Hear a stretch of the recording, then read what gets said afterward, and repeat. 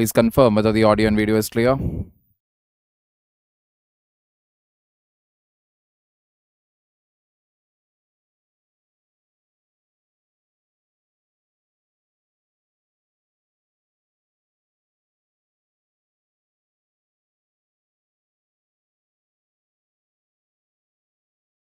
Good evening, Harsha, Anshu, Dipan, Vita, Divyanjali, Dr. Sir, Chinmay, Mamta, Pavitra, Khushbu.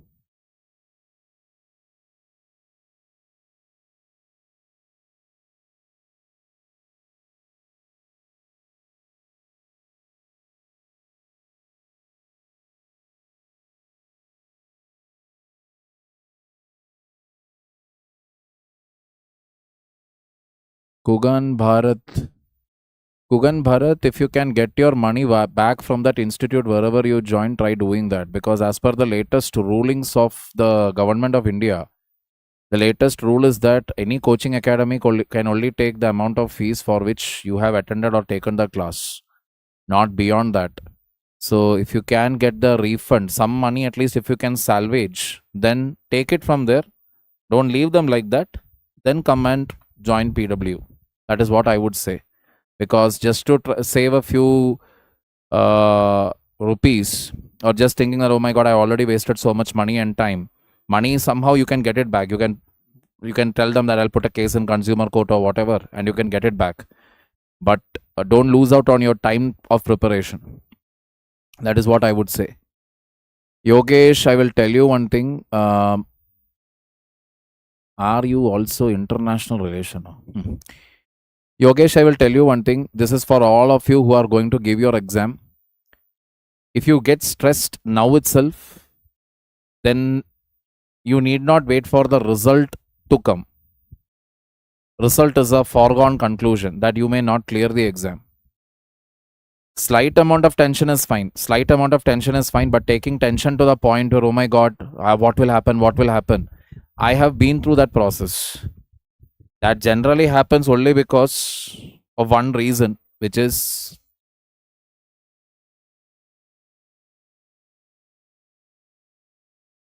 I'm being very blunt here.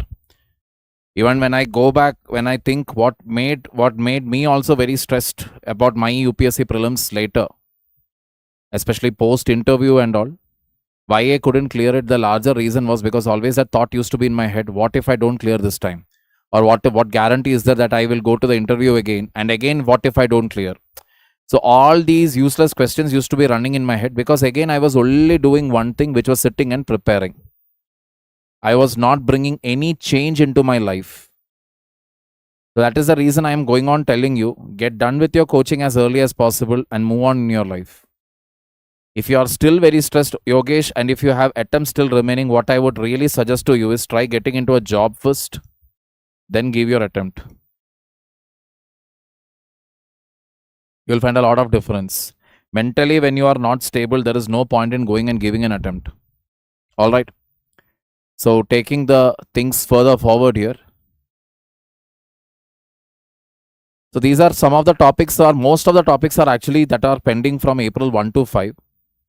Supreme Court human trafficking, Supreme Court Gherao of judicial officers, a challenge to Supreme Court, delay in Panchayat and local body polls, Governor bound by cabinet advice on remission, Supreme Court and sand mining, FCRA amendments, Amaravati bill. News in shorts, we have semiconductors, space debris, internal security, we have Naxalism, drug trafficking, education, we have not enough teachers, NCRT has deemed university. From energy, we have LPG, piped gas, biogas and firewood. Science and tech, we have vaccine for dengue, Artemis 2, helium gas, quantum cloning. I am not sure whether I have included those topics. One second.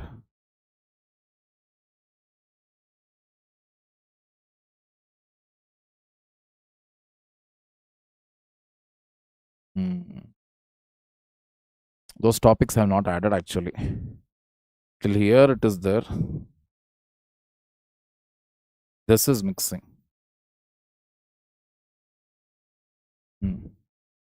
This I will take it up. So let us go through these articles now. Supreme Court and human trafficking.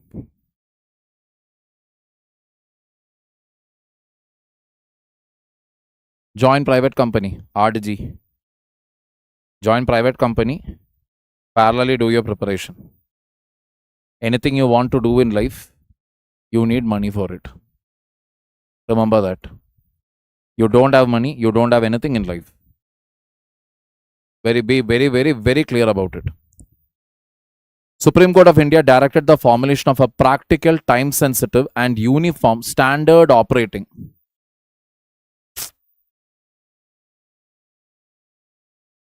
Practical, time-sensitive and uniform standard operating procedure for combating human trafficking. What do you mean by human trafficking? Human trafficking means buying and selling of human beings, like products. It could be for any reason, from bonded labor, slavery, organ trafficking. That is, you are killing them and taking out their organs. Organ trade, illegal organ trade. Number 4, prostitution. So, Supreme Court has directed to formulate an SOP across the country, across all states and union territories. The SOP is required to be immediately implementable at the local police station level. The SOP must create a framework for police action from the moment a missing person complaint is received. That is, this missing person, people when they generally go missing, it is just that they have been snatched out. They have been snatched from the streets, maybe from their homes, and then they are just taken off. Then there is no clue, no idea about them. Sometimes they are even put into, begging. Very recently I read a news somewhere in Karnataka. A girl baby, she was kidnapped from her home somewhere when she was hardly 3 or 4 years old. So all that she used to remember from her about her home was that she had this memory that her house is near a mosque. That is all she knew. Many years later, police started tracking it down. She was rescued or something from some organization, from some criminal network or something. And she always used to say, okay, my house was next to a mosque. They started looking for missing complaints, etc. Finally, they were able to track down her family. So after many years, she has rejoined with her family. But those are rare cases. You need high level of God's blessings for that. Otherwise, it is not possible. Got the point here? Time has been identified as critical from the stage of receiving a complaint. This is a crucial factor. Tomorrow, when you also become an SP, let me tell you, one of the priorities that you should always keep as an IPS officer is that missing complaint of a woman or a child comes, take it on priority basis.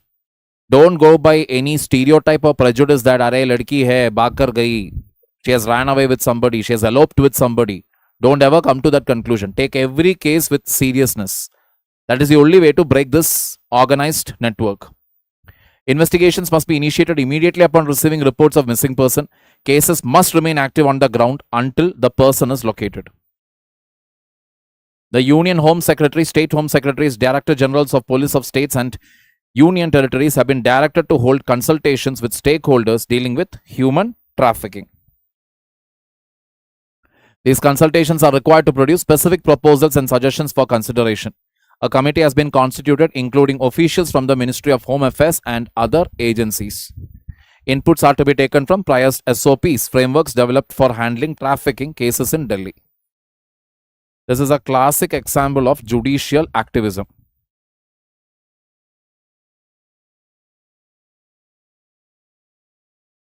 Judicial activism is generally happens when judiciary steps in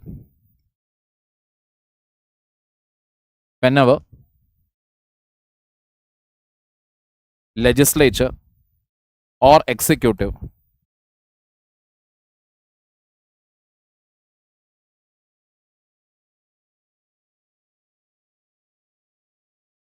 do not do their job.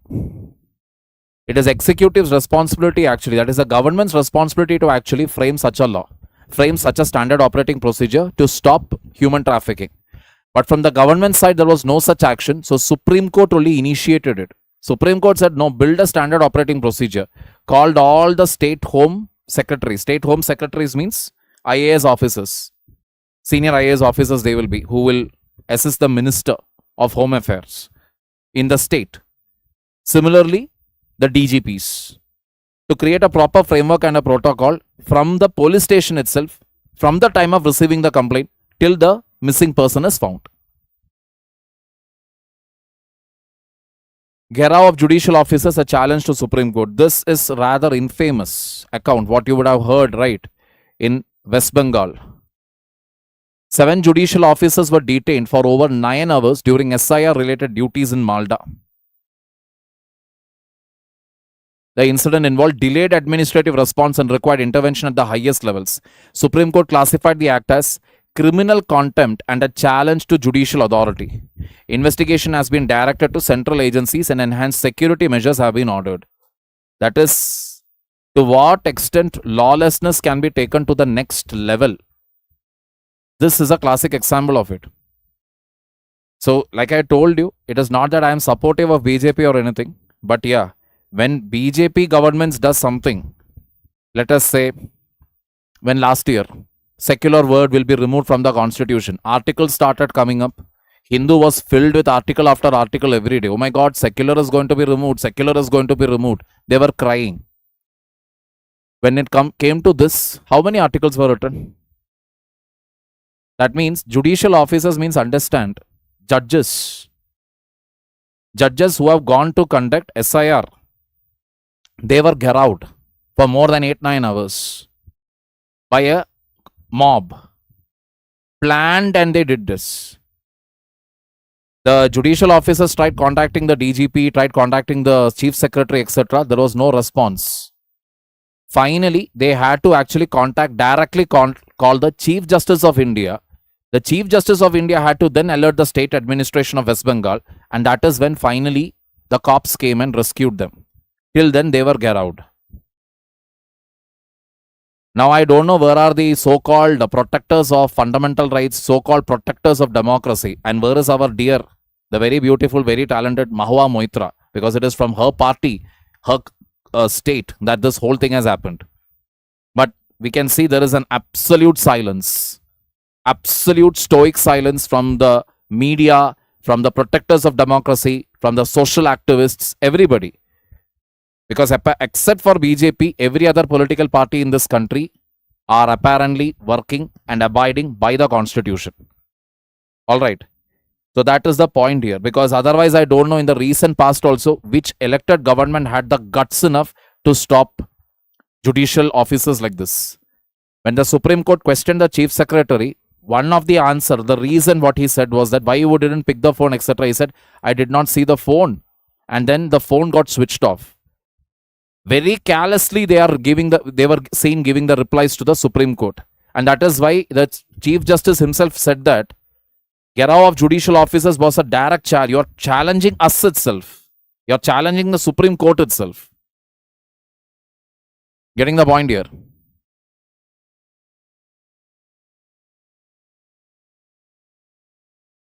Delay in panchayat and local body polls. I have always told you one of the major reasons why we need one nation, one election is that Parliament, yes, elections happens on time. State assembly elections happens on time. But when it comes to panchayats and municipalities, elections are never held on time. What is the reason? The reason is very simple. When it comes to elections to Parliament and state legislative assemblies, those elections are conducted by Election Commission of India, which is a constitutional body.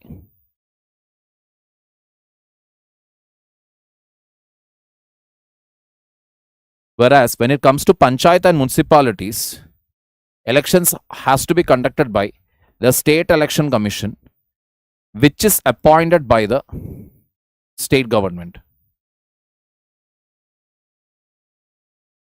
Most of the state government generally won't appoint this. Even if they appoint also, the State Election Commission will only listen to the schedules and the dates. That is only when the state government gives its blessings. State Election Commission will conduct the elections to what? Panchayat and municipalities.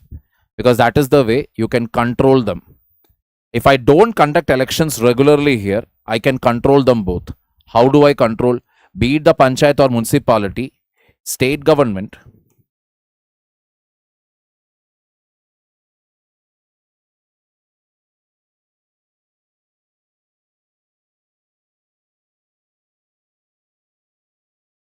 State government controls the panchayats and municipalities through the IAS officers. Indian Administrative Service. Getting the point here. Even though State Election Commission is also a constitutional body, it is clearly mentioned in the Constitution. 73rd and 74th Constitutional Amendment Act, it is mentioned that you have to set up a State Election Commission. But state governments generally don't do it. And in this matter, there is no BJP, no Congress. All the political parties are the same. All the states are also pathetic. They don't conduct the elections. Yeah, exception again is the state of Kerala. They conduct the local body elections on time.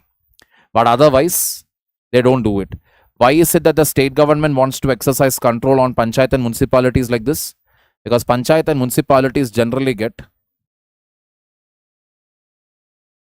grants around close to 8 lakh crore. Close to 8 lakh crore. That is the grants received by panchayat and municipalities as per the recommendations of the 16th Finance Commission. That means that much of fund is going in here. That to grant. Grant means what? You don't have to return it back. So the easiest way that I can control any village, any panchayat, any municipality is what? If I don't conduct the elections here, if I am the state government, I want complete control on the panchayat and municipality, I will not conduct elections there. I won't conduct it. On top of it, using these IAS officers, I will manage the grant there. I can use this money in any format I want. Why? Because in the case of parliament and state governments, that is central government and union government, their accounts are audited by CAG, Comptroller and Auditor General. Whereas in the case of panchayat and municipalities, there is no auditor. There is no CAG here. That means whatever money is there, how much money do they have, where the money has been spent, how much Gotala has happened, there is no way of knowing it. Kerala state is just a literate state, but they are not educated. On what ground have you come to this grand conclusion, Mr. Siddharth Gowda? Kerala state, all said and done, try coming, visit there once. Visit the state once, then you will understand. You are telling the rest of India is far more educated. Interesting observation. I'll tell you what is the speciality of the Kerala state. Kerala state, you will never find, very rarely you will find caste-based killings or communal killings. That you are never going to find there. Kerala is the state where if you're traveling in a bus inside Kerala, you will find a photo of maybe Lord Shiva, a photo of Mecca, Medina, and Jesus Christ, all put together, all kept together with a big flower garland on it and with full blast music being played. That is the state of Kerala for you.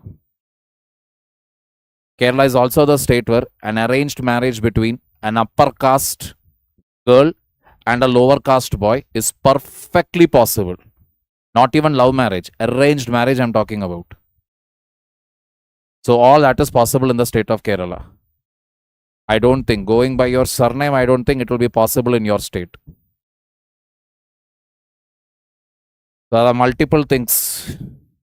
And again, when it comes to the health parameters, women's rights, women's empowerment, women's income, anything you take, Kerala stands far apart compared to any other state in India.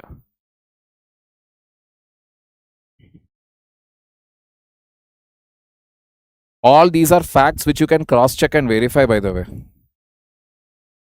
I have problems with Kerala in other matters. High Court had fixed April 15, 2026 as the deadline for Panchayati Raj and urban local body elections. I think this was in Rajasthan. The State Election Commission schedule places final electoral roll publication on April 22, 2026. The schedule is inconsistent with the court-mandated deadline. Contempt notices have been issued and a response has been sought within 4 weeks. Clear?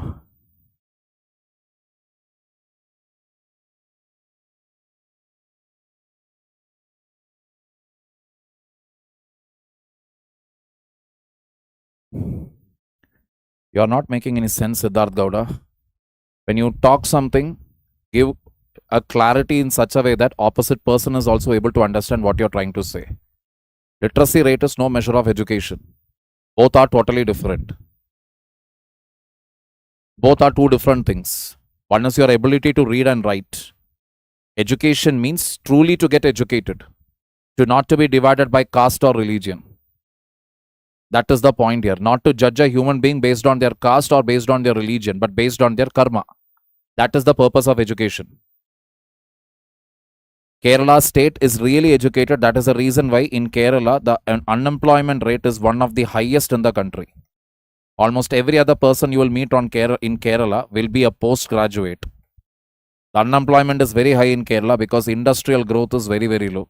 Service sector is very, very low. Apart from a tourism, there are very less business opportunities in the state of Kerala. And again, it is an ecologically fragile zone, ecologically sensitive zone. That is the reason why you cannot have any industries there, because that state is literally sitting on Western Ghats. Those are the problems of the state of Kerala. Coming back over here, look at the dates here. Rajasthan High Court fixed April 15, 2026 as the deadline for Panchayati Raj and urban local body election. Okay. 15th as the deadline. By that date, you have to conduct it. What did the State Election Commission do? I'll tell you. State Election Commission said final electoral roll, that is the number of voters list, that we will publish on April 22nd. High Court is telling to complete the election by 15th. State Election Commission is telling 22nd is the last date to finalize the electoral roll, that is the voters list.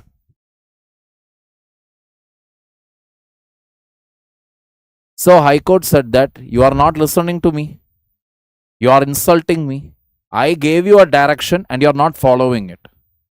So contempt notice was issued. When a court gives a direction to the executive, to the government, to do something, and the government does not do it, contempt notice is issued. It can be issued even against an individual also. Contempt proceeding. Contempt again means you are actually your actions have actually affected the sanctity of the judiciary. That is what it means.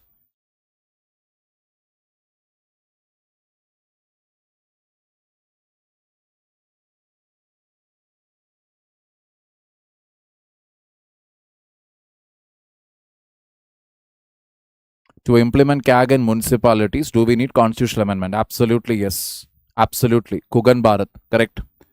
Harsha, hope this is clear. Madras High Court, governor is bound by cabinet advice on remission. This is again a topic I will tell you. As long as our constitution is going to be there, this governor topic will never ever end. So always we can see governor. See, the constitution is very, very clear. Governor has to act according to the aid and advice given by the Council of Ministers, headed by the Chief Minister. This is the rule written in the Constitution. But still the governor will end up taking arbitrary action. And this has increased of late. Back to back it is going on increasing. Not listening to the Council of Ministers. So Madras High Court again came with the conclusion that in the matters of remission means what? Your sentence. Some criminal is there in jail. Now they are being released. Their sentence is reduced and they can get released now. In such matters also, in such matters of remission also, governor cannot act independently. Governor has to abide by the advice of the Council of the Cabinet, the Council of Ministers, or by the Cabinet. Clear?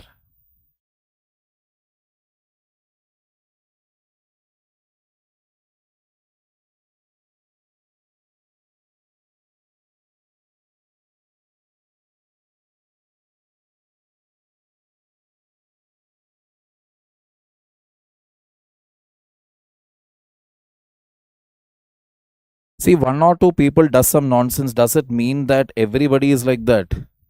One person says, bro, mention Kerala, not India. That many are there. Many are there who keeps giving such statements. So there was one person who actually said, one famous actress who said that during a famous actress means, okay, she has acted in a couple of Hindi movies and she's quite famous in South. So Thrissur is there, my hometown. So there was this candidate from BJP who basically said that you should give me Thrissur, you should give me Thrissur. So she said the statement, the person asked for Thrissur, we didn't give. So we are not even going to give Kerala to them. That is, she was basically telling that Thrissur we did not give to BJP. So we won't give Kerala to BJP. That is what she said. Forgetting even for a minute that the entire country is basically being ruled by BJP. People have that misconception. Many people do that. Think that Kerala is a separate state. Tamil Nadu is a separate place. West Bengal is a separate place. Not just from the state of Kerala. There are many people who sit and think that my state is completely different. My state is different. Not the point here. Regionalism, religionism, or rather communalism, linguistics based fight, ideology fight, all these are natural to our country. We remember that we are Indians only when there is an India-Pakistan cricket match or an India-Pakistan war.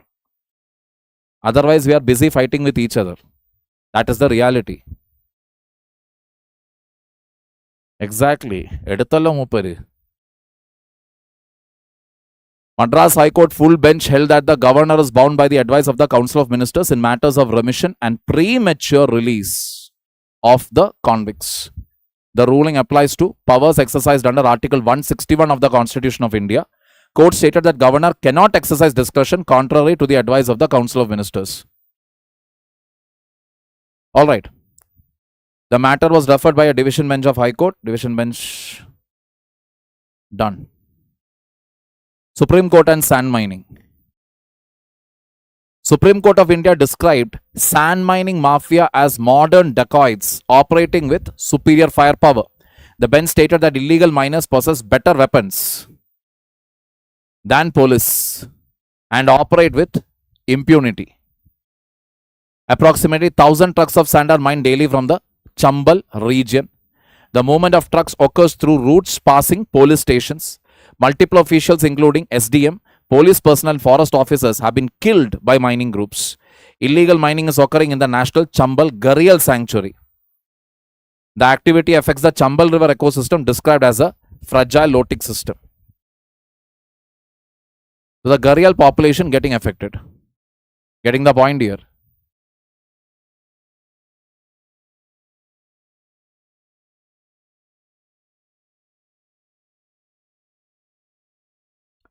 Niladri Nandi, see the action to be taken against West Bengal. The point is, election is around the corner. That is just politics there. If people are really unhappy with the TMC government, they will show it in the polling booth.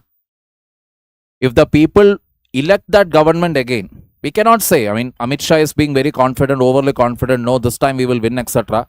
My honest opinion, my individual opinion with regard to election verdict in West Bengal, I don't think so. I think this time also TMC has a chance of winning again. Maybe I can, what is it? My prediction can be wrong. Politics, right? Anything can happen. My point here is, if the people of that state doesn't want a government, they will show it in the polling booth. If TMC wins again, is there any point in governor taking an action against the government? Governor can never use law and order, failure of law and order as a reason for Article 356. Keep it in mind. Clear?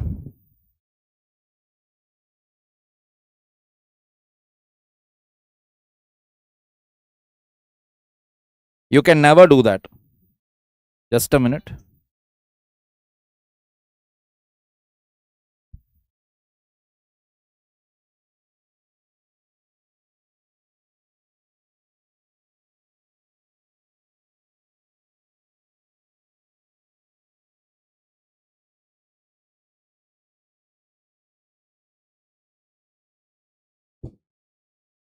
So that is the point. Low-tech actually means anything. River, streams, flowing water ecosystem. Where the water is flowing. Water is not stagnant. It is flowing. So the Chambal River Valley, that arena, the Chambal was actually infamous in the past because of Phulan Devi and other dacoit gangs which were there in that region.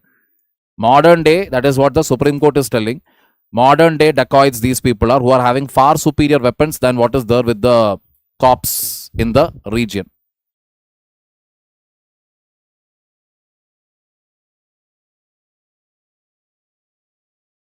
The court referred to existence of preventive detention laws applicable to such activities. The court stated a notification issued under Wildlife Protection Act.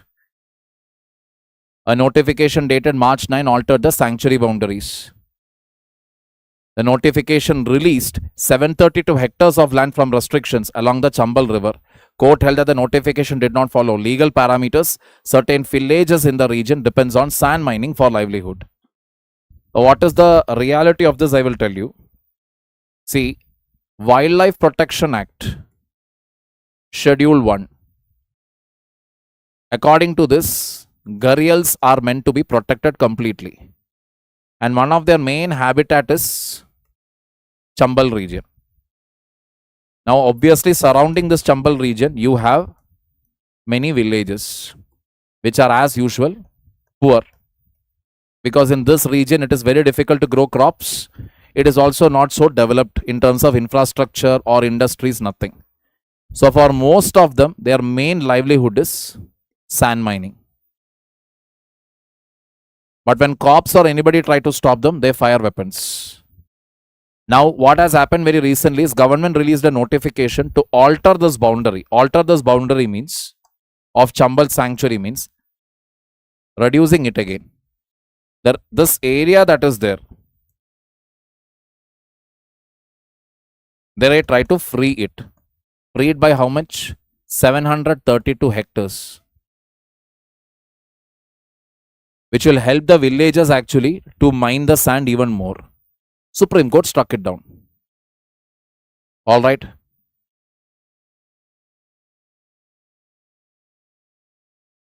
Where is Chambal region? You tell me. Other cases. Supreme Court. Indians forced to fight in Ukraine. Trafficking and forced participation on in foreign conflict. This was already there. That is, many Indians who were actually there, some of them voluntarily went and joined, who were there in Ukraine, went and joined either Russia or they went and joined Ukraine. Because the payment was something like 1,50,000 to 1,50,000 to 2 lakh rupees per month. So many of them actually went and joined the militaries there.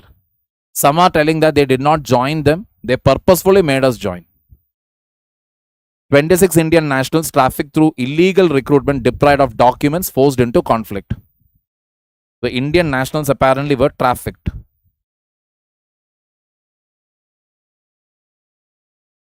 International law obligations on protection, repatriation, need for diplomatic verification, protection of nationals, judicial intervention for verification, protection, possible repatriation. So first of all, this has to be verified, like how these 26 Indian nationals were trafficked there. Because 26, first of all, just taking 26 number of Indians, 26 number of Indians into the army or whatever it was, it is not going to change Ukraine's fortunes in the war. 26 people. 26 is such a small number. So this needs to be verified and seen whether they were trafficked or whether they landed in Ukraine without proper documents, and when the government found it out later, told them, okay, you have two options, either you go to jail or you join the war. So this needs to be verified. Supreme Court UP Police conduct appalling. Police failure and denial of medical care in sexual assault case. 4-year-old victim died after denial of medical care, failure to register proper charges, alleged misconduct against family. Pathetic case, I would say. Neighbor raped a 4-year-old child. And she was not given timely medical care. She died. When the family went to file a complaint, police assaulted them.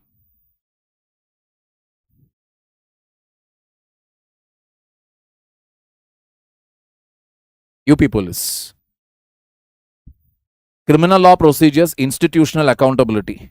Police conduct termed appalling, institutional failure noted. Independent time-bound investigation ordered, accountability of institutions. Supreme Court has ordered independent investigation into this.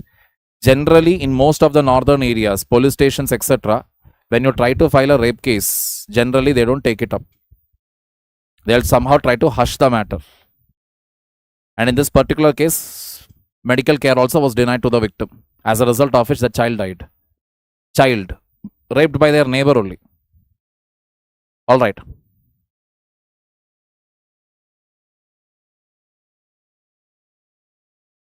Supreme Court, trans woman seeks right to employment. Employment discrimination against transgender person. Transgender teacher faced denial of employment, resigned December 2022, denied job July 2023 in Gujarat, petition filed in October 25. NALSA versus Union of India, Transgender Persons Act 2019-2020 rules. Inadequate implementation of transgender laws, institutional apathy, gap between law and enforcement. Interim relief granted, revival of 2023 Delhi High Court direction allowing application irrespective of gender specification. What is the point here? A trans woman, she was initially working with UP. All right. So she resigned from there and she wanted to join in Gujarat. But in Gujarat, she was denied, a job application itself was denied. So she filed a case. Various Supreme Court rulings are there, as well as NALSA versus Union of India Transgender Persons Protection of Rights Act 2019-2020 rules clearly says that you cannot discriminate against an individual based on their gender. In spite of that, discrimination still happens. What does the law say? What is its actual practice are two different things. See, rape cases are not taken, I will tell you. The main reason, first of all, for that is population. UP is a highly populated state. And a rape actually in UP happens very frequently. So if I take the case, means I have to file the FIR. Once an FIR is filed, then the crime is registered. And once it is registered, I will have to solve it. Because then the seniors, the SP, etc. of the district will constantly keep asking, what happened to that case? What happened to that case? And based on that, my transfers, my leave, everything will be affected. So what I try to do is, whenever a rape is happening, I will try to settle it out between the families. Because generally the rapes that usually happens, as per statistically speaking, 98% of the time, victim knows the perpetrator.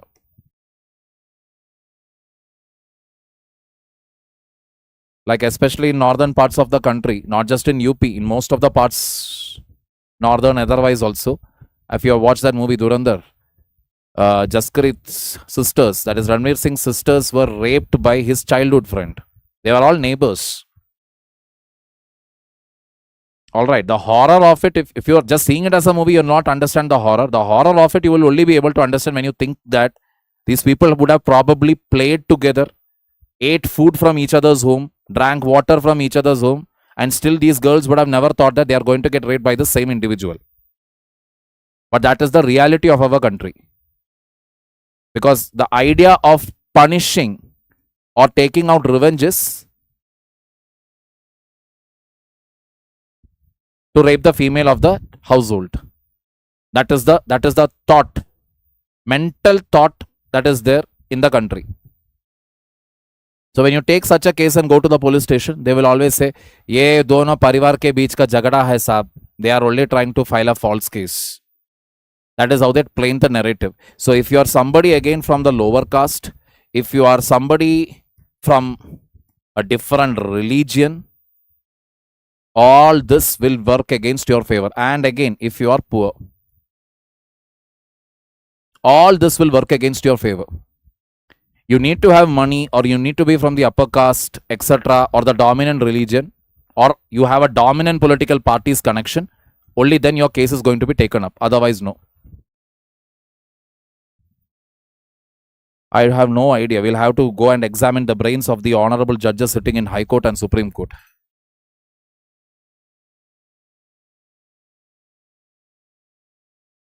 See, that laziness is why. Why that laziness? Why that laziness comes? Because first of all, see, they are busy with other things. And there is no accountability. There is no sense of accountability. That is the bottom line.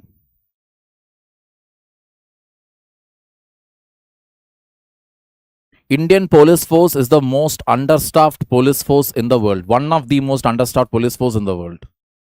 Apparently, there is one cop for every 1.5 lakh population or something. 1.5 or 15 lakh, I'm not sure. Something like that is the maths of it. For 1 lakh people, there is only one cop. 1.5 lakh or something, only one cop is there. How can one police officer handle the problems of 1.5 lakh people? That is why rapes happen. Rapes happen because the person who is committing the rape, even he feels that he will not be caught. He won't be caught, he won't be arrested. And to quote, unquote, one famous guy from UP had said, "Are ladke hai, galtiyan to karti hai." It is still considered as a mistake that boys make. As long as rape is called a mistake or a galti, nothing can be expected from this country. Supreme Court Shabarimala, conflict between religious practices and individual rights. Entry linked to adherence to temple practices. Examples, Guruvayur Temple dress code, Gurudwara head covering, 2018 verdict allowed entry of women of menstruating age. Constitutional rights, equality, religious freedom, denominational right, 2018 Shabarimala judgment. Temple practices cannot be altered by individual preference following Sampradaya mandatory. Questioning practices implied moving outside denomination. Reaffirmation of importance of denominational practices access conditional on adherence to traditions. So, correct?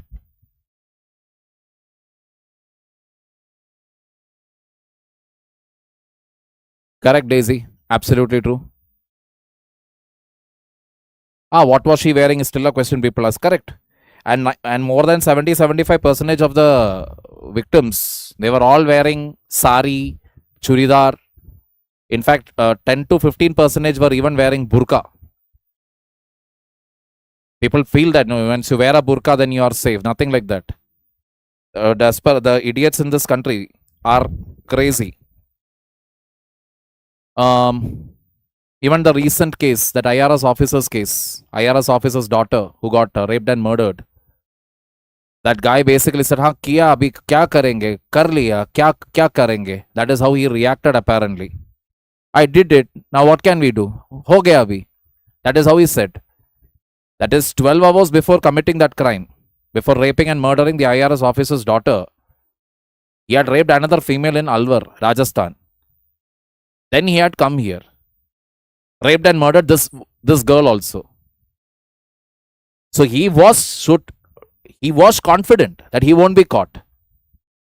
We came to know about the Alwar rape only because it was an IRS officer's daughter who got raped and murdered. If it was an ordinary individual, trust me, the cops wouldn't even have bothered. The cops wouldn't have bothered because it was an IRS officer's case. They took it up seriously. Murder also took place. If it was only rape, again, depends. So that is our country for you. That is our system for you.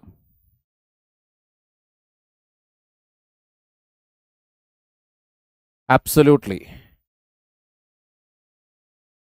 See, only thing I can tell you is pray to God that your family is safe, even your enemies are safe. I would like to punch the people that I don't like. Men, not the women. Women leave. Men, I would love to punch them. But I would never ever want even their family or any members to go through this hell. Getting the point here? Let us just sit and pray. Other than that, nothing else is there that we can do as individuals. Now, the Shabarimala verdict, this was a major thing. Even I remember, this was at the time when I had gone to the interview. So, this was a question at that point of time. Because this was a major controversy. So they were going on asking me, so Supreme Court, what is it? Supreme Court came with this verdict. Do you agree with it? So I was like, but women have every right to go wherever they want, etc., etc.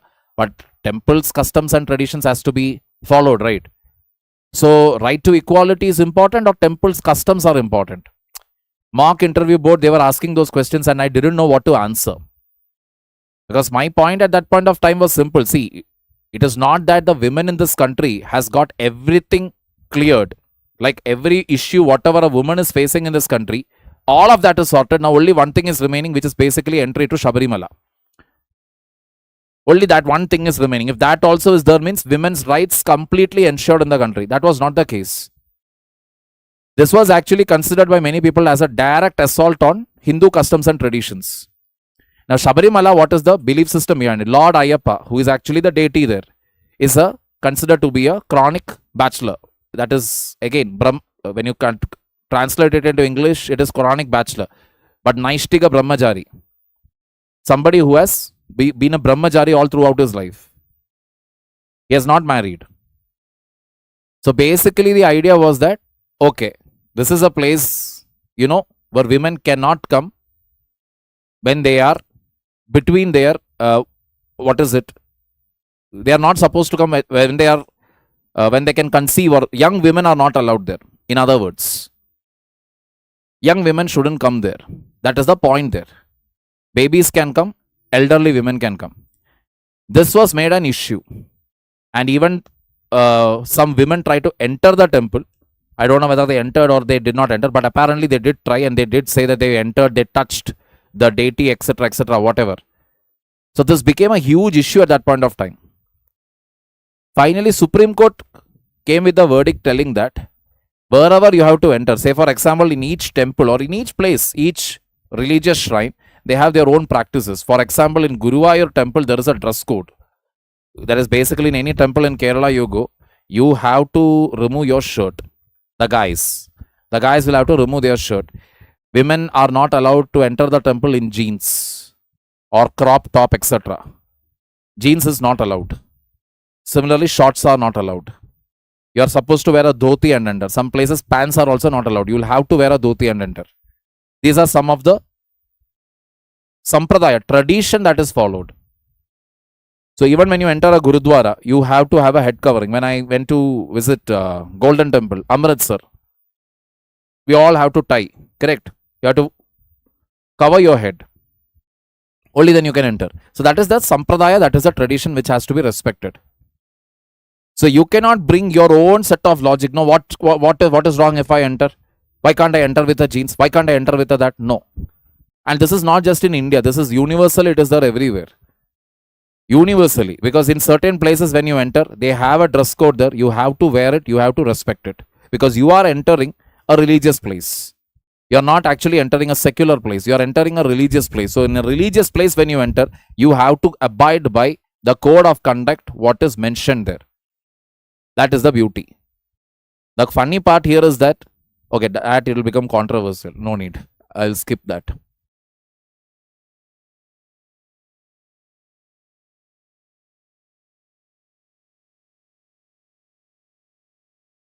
Because that is the belief system there. There is a certain temple in Tamil Nadu where again only women are allowed to enter the temple. It has a woman priest. It has a woman priest. Only women are allowed to enter there. Men are not allowed to enter there. So like that, many temples are there. Say India's Hinduism, if you take it as a culture or as a religion, there is no starting point to it. There is no ending point to it. Each state, if you go, you will find a different type of worship happening, a different type of custom being followed. And that is not something which they started 1 year ago, 2 years ago. That is being followed since time immemorial. So this is a custom which did not start in Shabarimala just recently or something. As early as in 1800, a British officer or somebody, he has made a noting of it, that this tradition has been followed since centuries. He has written that in somewhere in the 1800s. That is the point. It has nothing to do with menstruation being considered. It has nothing to do with impurity and all. First of all, there is nothing impure about menstruation. It is as simple as breathing. And if a woman does not have her periods, then neither me nor you would have been born. Bottom line is that. Here the thing is that the mythology, as per mythology, I forgot that character's name. As Lord Ayappa was walking, this particular woman who was in love with him, she also followed him. But after a certain point, he said, no, till here only you can come. After this, don't come. Don't come following me.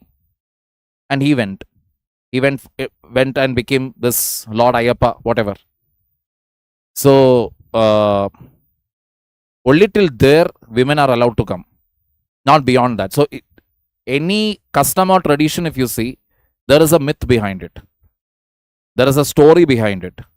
So, that story's continuation or respect to that story or respect to that mythology is what is being followed even to date. That's it. I'm not sure which temple it is, but I have heard of it. That there is such a temple where only women priest is there, women are allowed there. All right. So court also said the same thing. Follow the sampradaya, follow the tradition. You don't believe in the sampradaya, you don't believe in the tradition, then don't enter the place. It is as simple as that. Or to quote Mr. J. Sai Deepak, the advocate, don't bring secular logic to a religious place. Because you will not like it when I bring religious logic to a secular place. As simple as that. FCRA amendment. This was one controversial thing again during the election time. Many people were telling that FCRA amendment is going to hurt the BJP the most. Now, why BJP it will hurt, or what is the link here? FCRA amendment and BJP, what is the link? Let us look into that.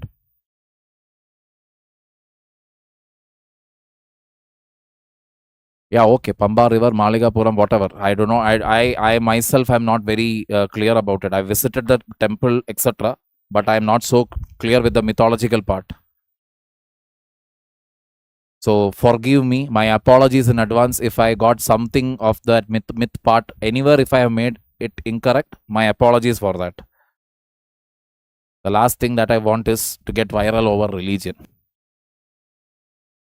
Foreign Contribution Regulation Act 1976 was enacted to regulate foreign donations to individuals and associations. So foreign donations that is coming in. I have told this earlier also. That is, NGOs at one point of time, running an NGO was the most easiest thing in the country. Because you don't have to pay tax. You can buy any amount of property. You can buy car. Whatever you want, you can do. Any amount of donation also you will get within the country as well as from abroad. And none of this was being checked. When the current NDA government came into power, they found out that 98% of the NGOs in this country were non-registered. They were not registered anywhere. So 2014, when they came into power, that time onwards, they started making changes to the rules. One of the first rule that they brought in was that obviously you will have to register with the Ministry of Home Affairs. You will have to file your income tax returns. Whatever office expenses are there, it was restricted to a certain amount. Office expenses shouldn't be beyond, that is, if I'm not sure about that percentage, a certain percentage they fixed. Beyond that, your office expenses should not increase. When they brought in all these rules, automatically what happened was that a good solid 90% of the NGOs in the country got shut down. I told this earlier in my old classes also. That was the time when I had started teaching. So I was working with 2 NGOs that time. As soon as BJP came into power, both the NGOs got shut down. And that was in Bangalore. One of them was paying us the money in direct cash, not into the account. Direct cash it was. Berozgar days back then. So even though you are studying about the constitution, you are studying about the article, that, this, we knew. I knew, my friend knew. This is actually like black money. Because they are directly giving it as the cash format into our hand. This is black money. Unaccounted money. There is no way the government can track it also. Apparently, we had that discussion. Probably government sat and heard it, changed the rules. Both the NGOs got shut down. We became Berozgar again. Yeah.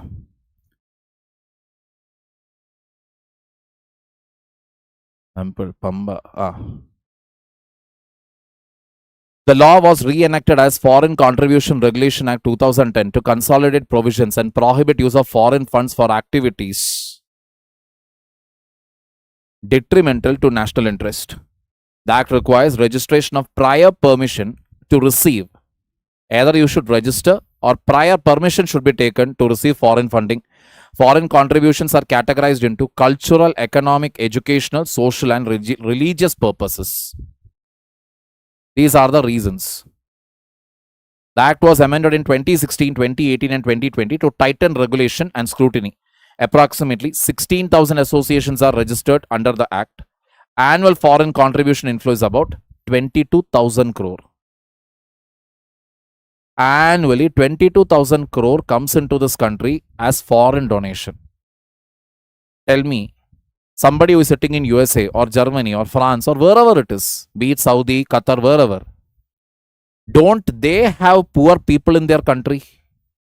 Why do they have to send funds to India? Because only in India poverty is there. Why can't they send funds to other parts of the world? Got the point? So, even though they say it is for cultural purpose, economic purpose, educational purpose, social and religious purpose, understand one thing, most of these funds actually go into activities that are detrimental to national interest. To write articles, publish articles, support those people who are against India's interests. To paint India as a bad country. Proposed 2026 amendment. The amendment proposes creation of a designated authority appointed by the Union government. This authority will replace provisions under Section 15 of the existing Act. The authority will manage, supervise and dispose of foreign funded assets when FCRA registration ceases. That is, once your FCRA registration, it has got a time limit. So once that time limit gets over, you have not renewed it. This designated authority can manage, supervise and dispose of any foreign funded assets that you have made. It can be land, it can be some other property, it could be a business, it could be a car, it could be a bike, it could be a house, it could be literally anything. With whatever foreign funds, whatever assets you have made so far, that will be managed, supervised and entirely and even disposed of. That is, can be sold off by Union government appointed designated authority. If your FCRA registration ceases. Got the point here. Cessation of registration includes expiry without renewal. That is, your FCRA expired and you did not renew it, or renewal has been denied, or you failed to renew within time. Are you getting the point here? That is, if I am running an NGO, I am getting foreign fund. I bought some assets. I know now in another 1 week or 2 weeks, my FCRA is going to get expired. I filed for a fresh petition to renew it. That was denied.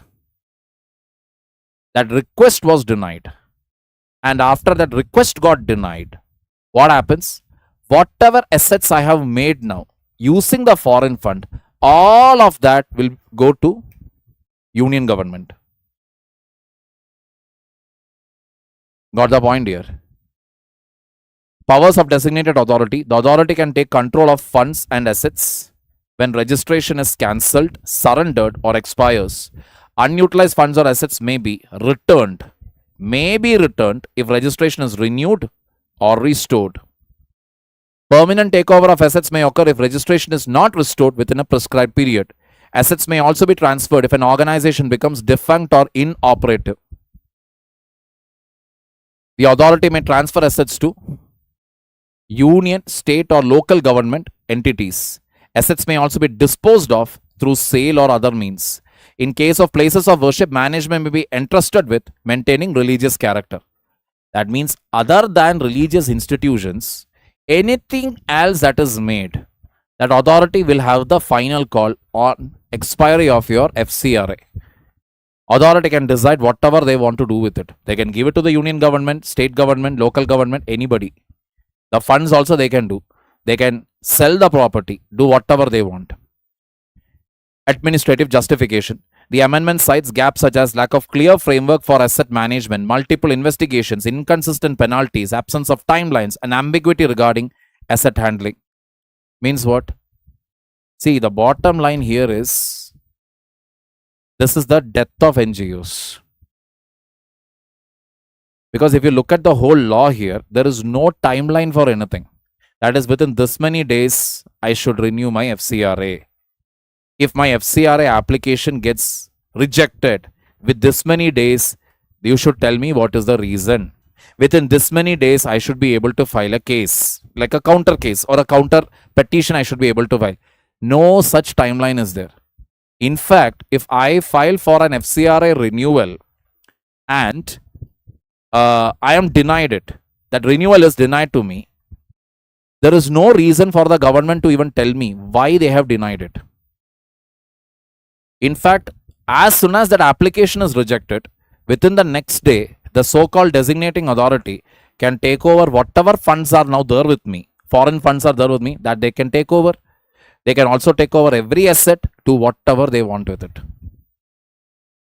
Where can I go and lodge a complaint? Where can I go and file a petition now, counter petition now to get my FCRA back? Nothing has been mentioned here. The bill is currently stalled following protests. So it is now pending. Concerns relate to automatic and immediate takeover of assets without judicial process. Concerns include asset control in cases of delayed or denied renewal. Religious and civil society organizations dependent on foreign contributions have raised concerns. Issues have been raised regarding transparency in FCRA cancellations and renewals since 24. Union government stated that the amendment targets misuse of foreign funds and address operational gaps. The bill links regulation of foreign funding to national interest concerns, because this, again, you must understand.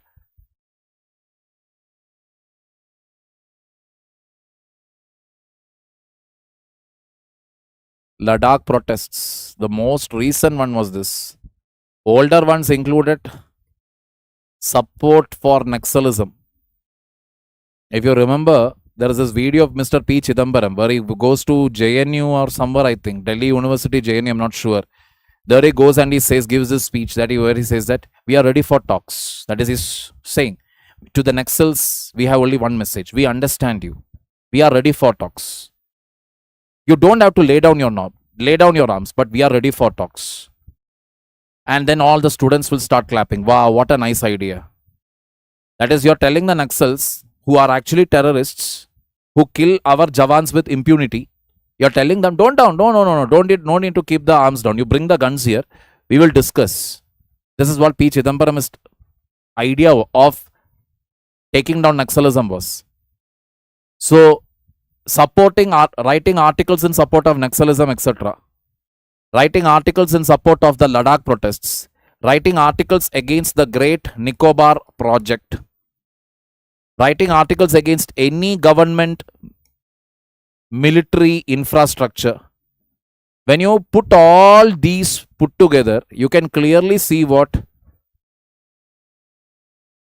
a coordinated network is there to bring down the Indian government. Now, Naxalism as a threat, it is no more active or alive. This is finished. Thanks to Mr. Amit Shah, who made it very, very clear. We are ready for talks, but first lay down your arms. If you come with armed guns, etc., forces also will come with weapons. Be ready to face the consequences.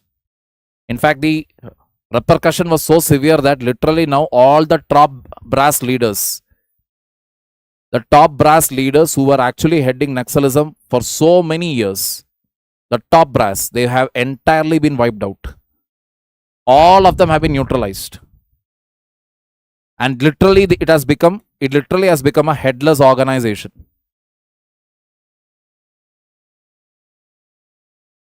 All of that has actually helped in bringing down Naxalism. For those of you who are going to give your attempt in 27, probably Naxalism will not be a topic that is relevant anymore from an internal security threat perspective.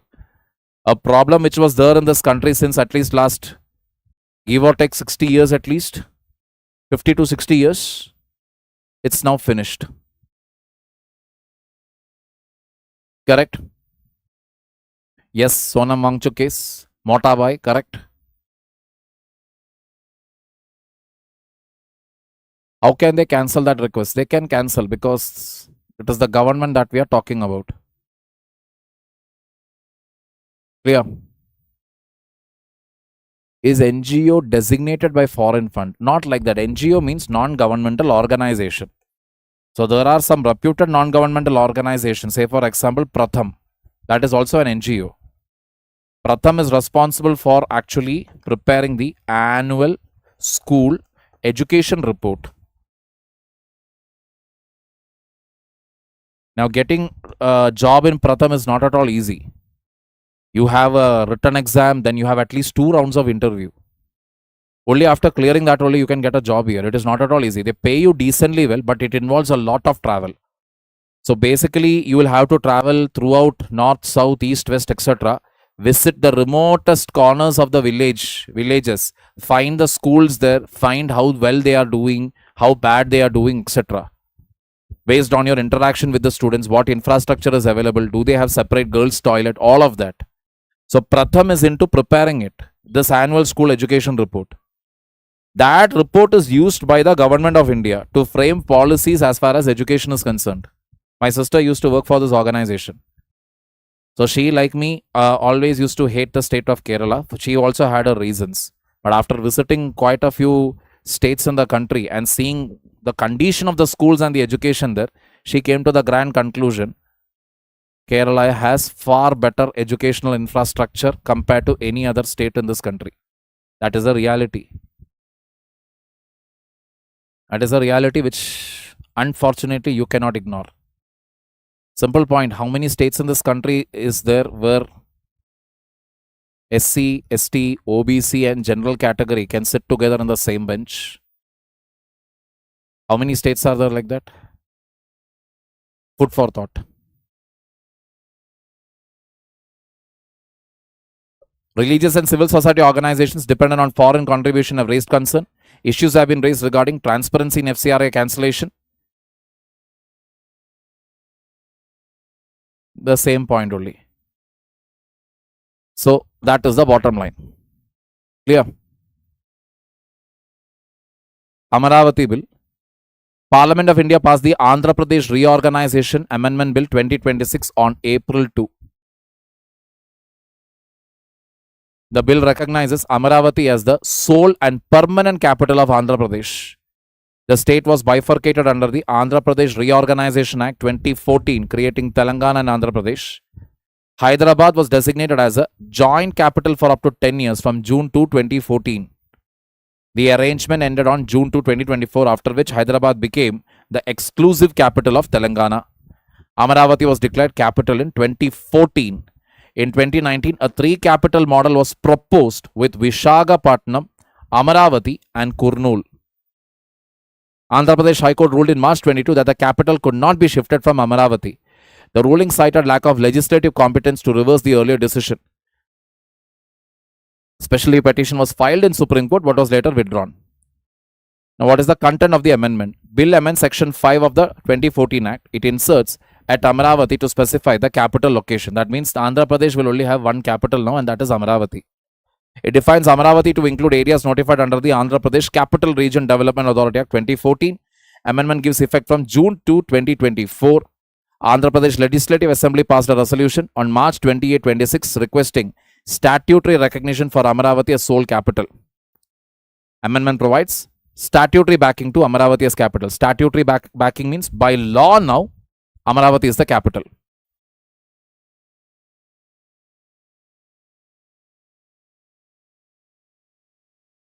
Sonam Wangchuk is right or wrong? I have differences of opinion there.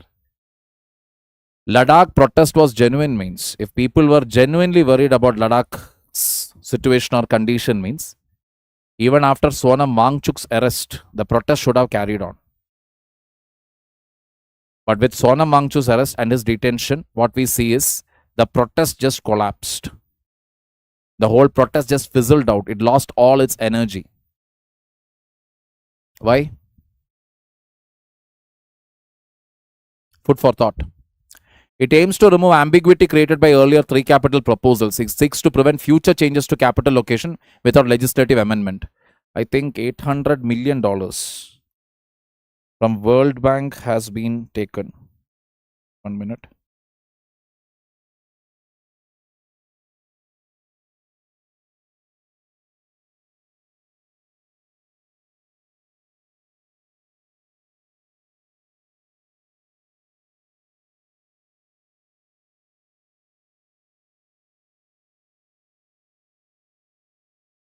Just a minute, people.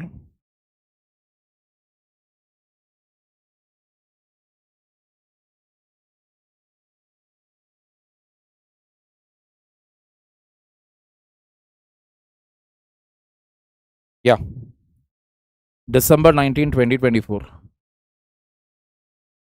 December 19, 2024, World Bank approved an $800 million loan for development of this capital, Amaravati. Clear? It seeks to prevent future changes to capital location without legislative amendment. Opposition has raised concerns regarding the land pooling scheme. The scheme involves voluntary land contribution by farmers in exchange for developed plots. That is, farmers will give away their land, and in exchange of that, they will get developed plots with, that house, garden, and all of that.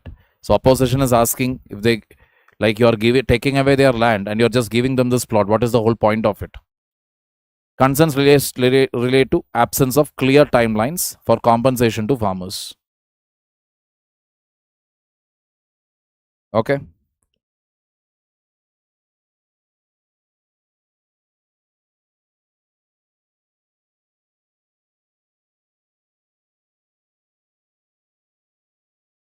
Fear. That is the only reason. Fear was the only reason.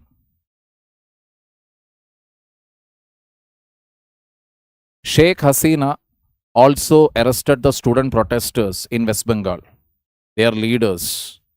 She had practically jailed all the opposition. The entire opposition was in jail. Did it stop the protesters from protesting?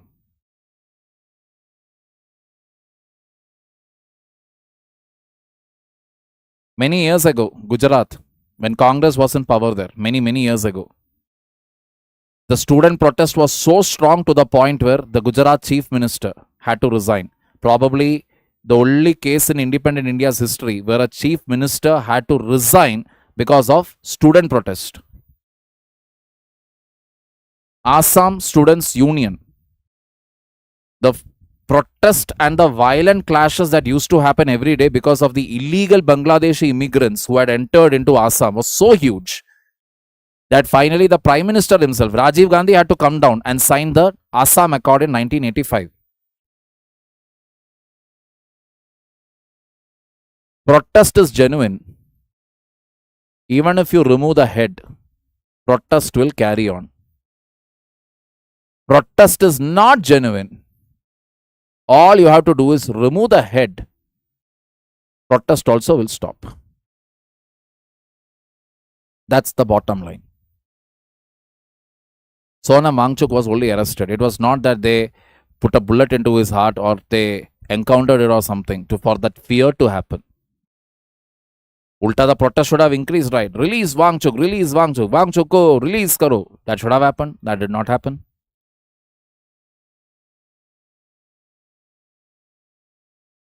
Getting the point here.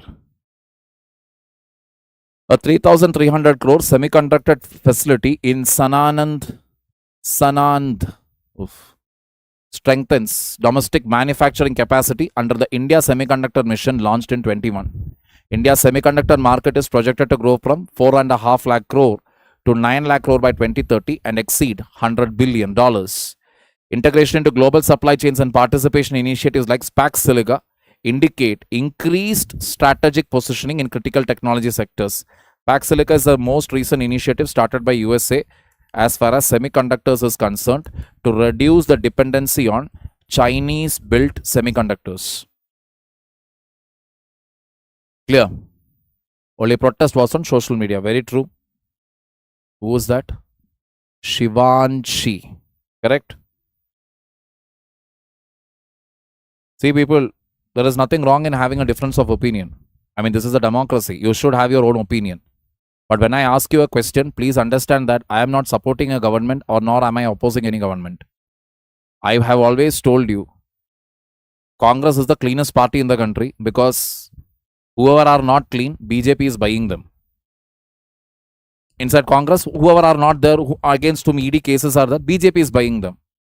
We were all going, Raghav Chadda, Chadda ji, come on, Chadda ji, come on, you start a party, start a party. And how did he all surprise us? I mean, I was not surprised, to say the least. I knew this is in the making. When Modi was very silently watching him speak and Amit Shah was also silently watching him speak, I already knew. They both have their eyes on him. And that's it. Raghav Chadda, whom we were saying, yes, future prime minister, future this, that. He went and joined BJP. Getting the point here. You should be a fool of epic proportions to favor a political party or disfavor a political party in India. Because today, whomever you are favoring, tomorrow they will join the party which you don't like.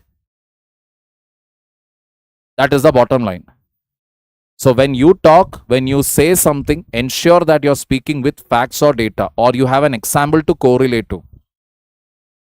Because here you only have to deal with my ugly face. In the interview board, you will have to deal with 5. And all of them will have that constipated look staring at you. Keep it in mind. Exactly. Correct. Raghav Chadda betrayed us, sir. His individual choice, brother. What betrayal? Betrayal is when somebody promised to marry you and they don't marry you, they go and marry somebody else. That you can call it as betrayal. What is wrong in it? He has every right. He also would have felt, if I remain in AAP, people will ask me tomorrow, who are you? AAP kaun hai? He would have felt that.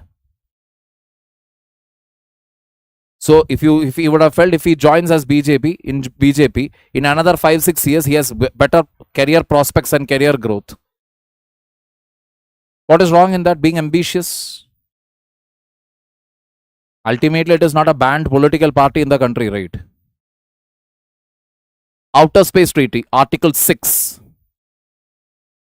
Makes states responsible for national space activities, including private actors. States responsible means we are talking about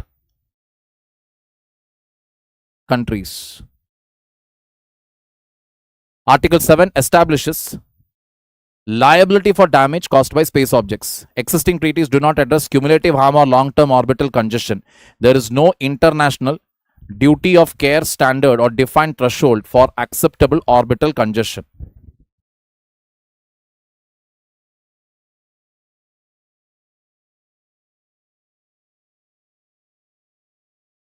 Chadda ji apparently called it a party of criminals in 2024. 2024 or 2022. Old clip is there. For Chadda ji, now what has happened is Chadda forgot what he said earlier. You call an organization a criminal organization and you walk in there. What does it make you? The greatest circus on planet Earth. Indian politics. Famous dialogue in a Malayalam movie. I hope you are able to see this boom here. Drone view shows a skimming boom. What is the skimming boom? Skimming boom's purpose is obviously the image resolution won't show it to you, but this is generally put whenever there is oil pollution. The skimming boom floats on the water because obviously it's made of plastic material. So what happens is, in case of an oil pollution,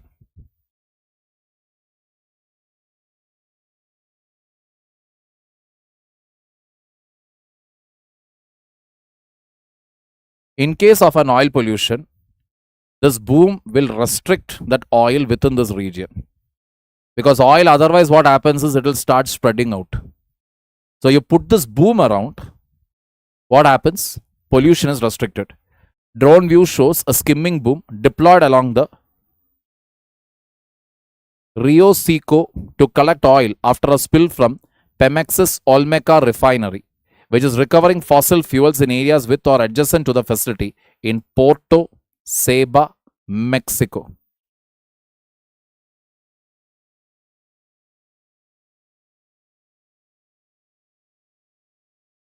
Stated MS washing machine. Correct. Is UPSC there in Nepal? Oh, making a political vote of his own is a whole different story, bro. It's not that easy. Correct. बस ममदानी वाली PR की काम नहीं किया चड्डा ने. Irrelevant. Whether Chadda joins another party or not, it is irrelevant for us. It is irrelevant. It only goes on to show that tomorrow when you are an SP, you may be fighting with a leader thinking that, array, he is this opposition, I hate him, this, that, etc. For your good luck, he goes and joins the ruling party, he becomes the next chief minister. He will make a scheme out of you. Don't be political. Just laugh at it. I mean, you will reach that stage. And once you reach my age, you will start laughing at whatever politics are happening here. I don't know whether how many of you remember this article what we discussed last week about Gulf of Mexico.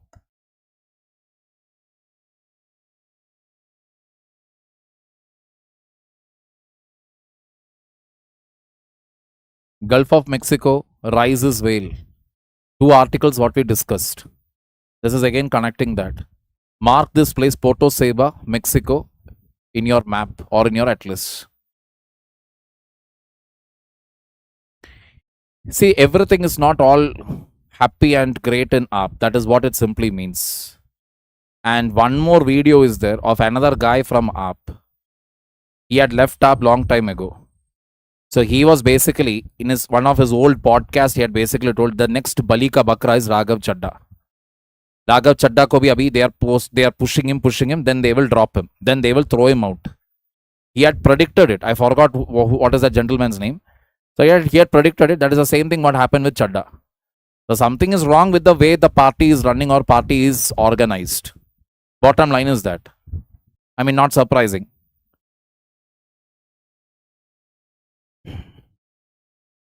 Naxalism.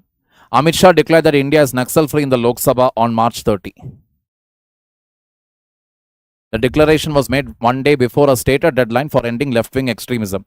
The approach included a dual policy of rehabilitation for those surrendering and force against those continuing insurgency.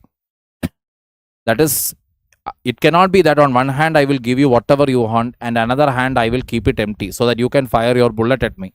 No, I will give you whatever you want, but first put your gun down. You fire at me, I will fire at you. Intensive paramilitary operations were conducted over 3 years. Security operations reduced the operational capacity of insurgents. State initiatives include establishing schools in villages in affected areas.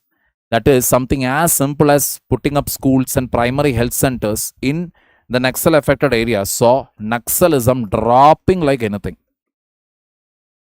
Because tribal people at the end of the day, they don't have big desires like us. Latest iPhone, latest this, latest gadget, nothing. They only want the basic stuff. School for my child. Health center. So that my parents, nothing should happen to my family. Some job you give me. Minimum job you give me. I will do that. So the basic things also were never met by the Indian government is the sad part behind it.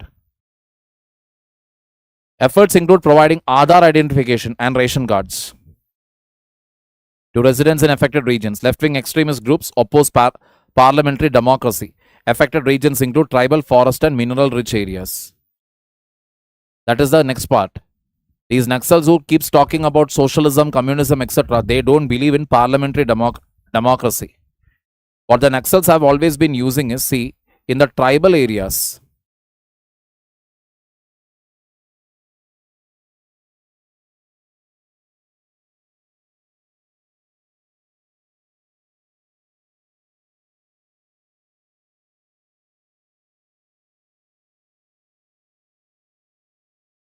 scheduled areas or scheduled tribe areas, Gram Sabhas are there. They are the most powerful body.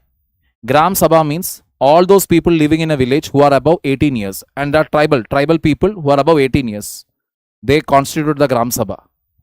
Without the Gram Sabha's permission, you cannot do mining there. You cannot even mow rock there. You cannot take over the land, control the river. Nothing you can do. You are the central government, you are the state government, you are Ambani, you are Adani. None of that matters. Without Gram Sabha's approval, nothing will happen over here. But the irony was that the tribal people who were staying there, they didn't know about this particular provision. Tribal people were totally unaware of the PESA Act. They have no, this comes under PESA Act. They were unaware of it. Who took advantage of it? The Naxals. So in the name of protecting the tribal rights, these Gram Sabhas will not allow what? Any initiative. That is even to set up a school, a telecom tower, even a primary health center, even to set up a road. None of this they will allow. And then they will say, see, government is not doing anything for you. Only we are here to protect you. So come and join us. This is how they used to get recruitment. In many cases, it was even more sadder, where they would actually walk into a village and they will say, contribute one child to the cause. In a village, if there are 15, let us say 30 homes are there. These people will come over there. Naxals will come over there and they will basically demand, for this cause of Naxals, for your future, we need one volunteer from each family. One volunteer should come, and that should be a child.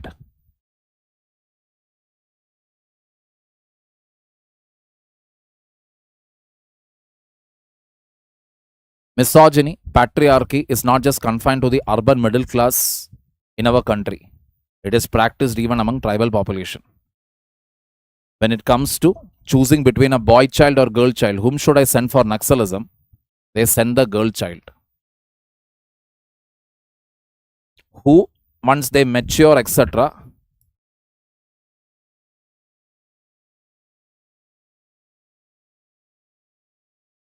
they are sexually exploited. Why the girls again? Even the Naxals prefer the girls. Why? Because any soldier, any CRPF Jawan, he will not even think twice when a man is standing opposite to him. He will lock and load, he will fire.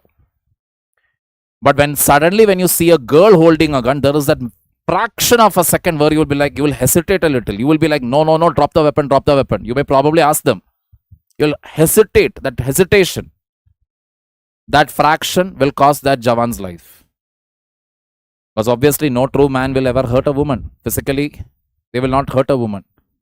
That is what the Naxals also want. Using them as a cover. Using the women as shield. Clear?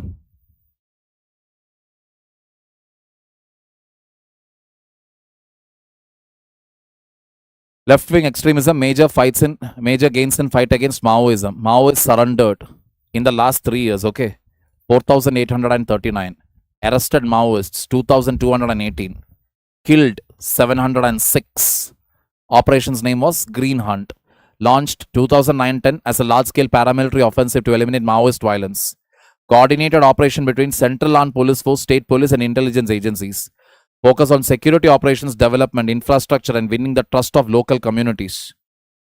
At its peak, Naxalism had affected 180 districts. Now it has come down. Affected regions Bihar, Jharkhand, Chhattisgarh, Odisha, Andhra Pradesh, Maharashtra. Now it is reducing. It is coming down. In another year, it will be wiped out completely.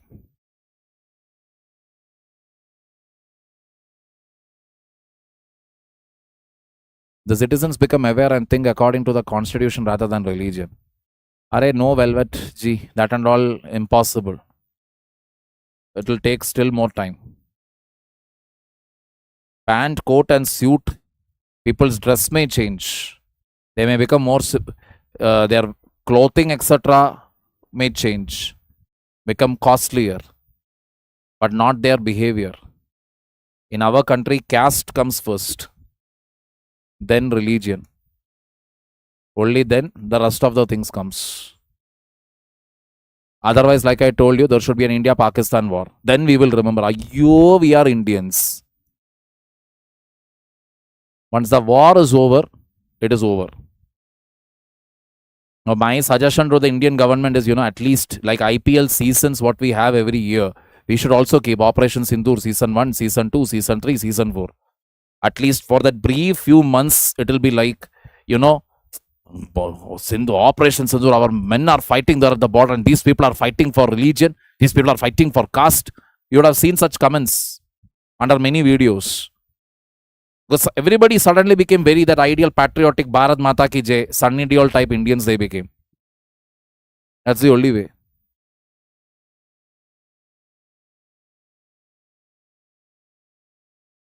What is Maoism? Maoism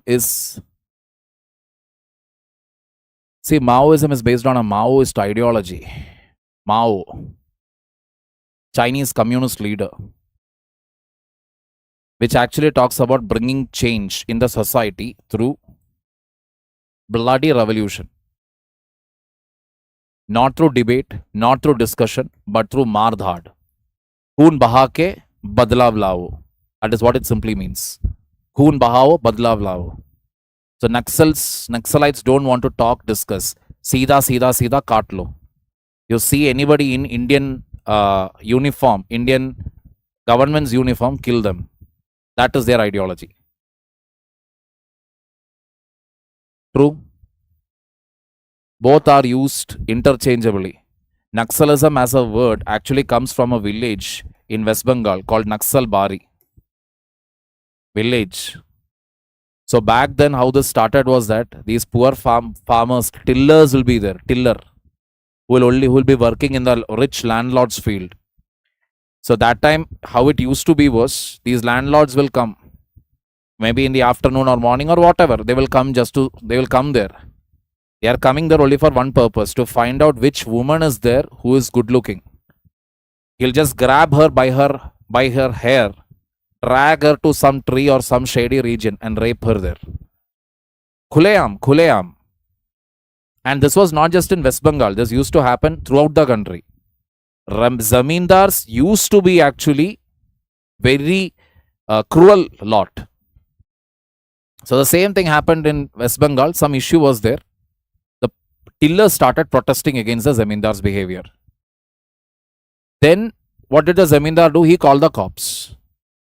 The cops, needless to say, was also in favor of the Zamindar. The cops came and attacked all the tillers there. It resulted in some police firing. People went berserk. What they apparently did was that night they went and attacked the Zamindar's house and beheaded him. Put his head on top of the gate or something. This is all red information. I'm not sure to what extent it is true, because this is happening somewhere in the 60s and early 70s. It was out of anger. They beheaded him, put his head on top of his gate, like they kept it there. They ransacked his godown, took away all the rice, gehu, whatever, wheat, whatever was there. They took it out, took the money out, whatever land deeds he had. That is, poor farmers would have come with, small parcels of land they will be having. Please take this and give me some money. They returned all that land title deeds back to the tillers. They distributed the food grains to the poor. They took the money and gave it to the poor also. So it had a whole Robin Hood type image. Take it from the rich and give it to the poor. The funny part was that this was a sporadic thing. It's a very small village in West Bengal, near the Darjeeling area it is. So very small village. But suddenly it became that idea that kill the oppressor, take from him, give it to the poor. That spread like wildfire in the country.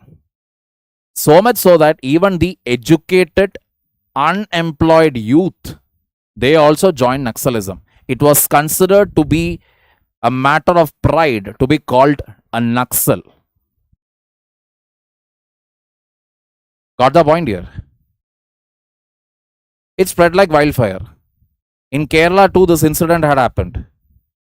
They will prepare a hit list कि आज रात किसका band बजाना है.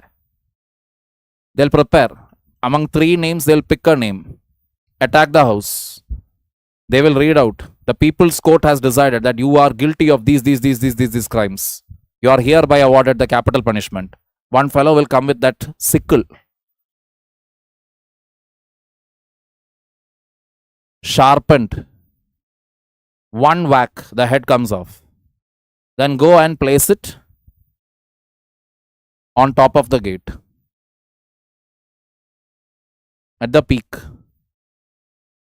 This is how it used to happen. Handle loneliness, heat grass.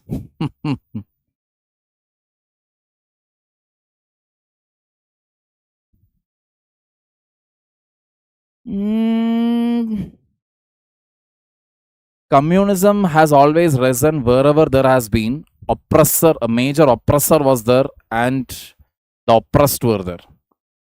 In Kerala also, that is the reason why communism became a huge success. As an ideology, it became a huge success. And all said and done, whatever you may say, or you may have many problems with the idea of communism, the reality is, thanks to communism, a lot of caste-based atrocities reduced. I'm not sure what is the reality in West Bengal, but in Kerala, it is like very, very, very minimal. Not telling that caste-based killings are not there, but it's very less, very less. Drug trafficking.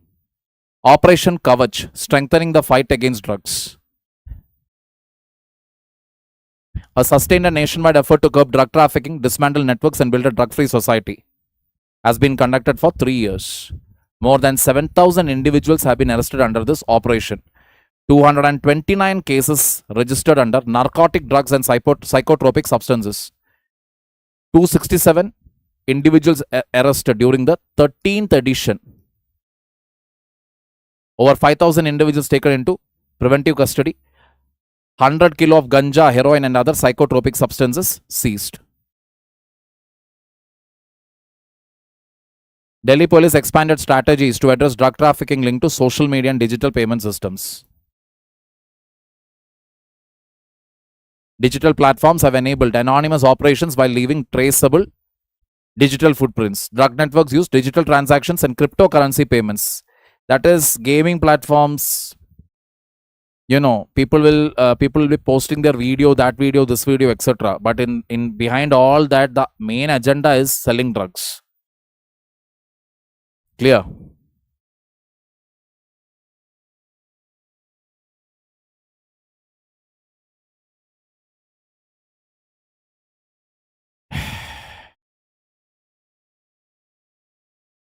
Get into a job, man. Start earning money. Loneliness. 149 crore people are there in this country. You still did not manage to find one person to sit and talk to. Get into a job. Either take tuition. The students will talk to you. Or you go join somewhere. Your manager will talk to you. Some operators are based outside India. These factors complicate identification and dismantling of networks. Basic details only. Traffickers are even using drones and courier services for delivery. This practice actually started during 2020 COVID time. Modified vehicles are also used to conceal contraband. Delhi functions as a consumer market and transit hub. Charas supply originates from Himachal Pradesh. Ganja supply originates from Punjab and UP. Additional supply sources include northeast regions, Indo-Nepal border areas, and Andhra-Odisha border regions. 134 drug hotspots have been identified in Delhi. Simapuri, Selampur, Nandnagri, and Sultanpuri are associated with heroin. Aman Vihar, Vijay Vihar, and Bhalswa are associated with ganja. Separate clusters exist for charas and synthetic drugs. Synthetic drugs simply means it is not derived from any plant product. These are all chemicals mixed together, a cocktail of chemicals mixed together.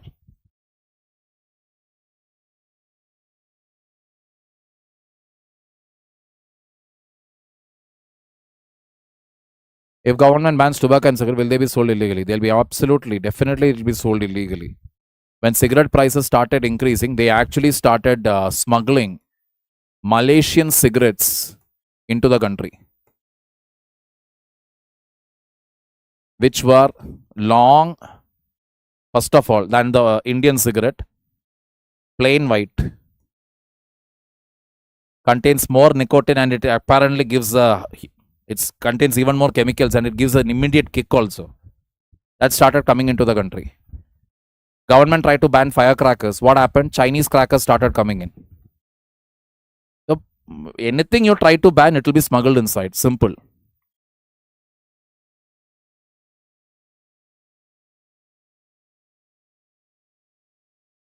I've been texting you every live class, but you never replied.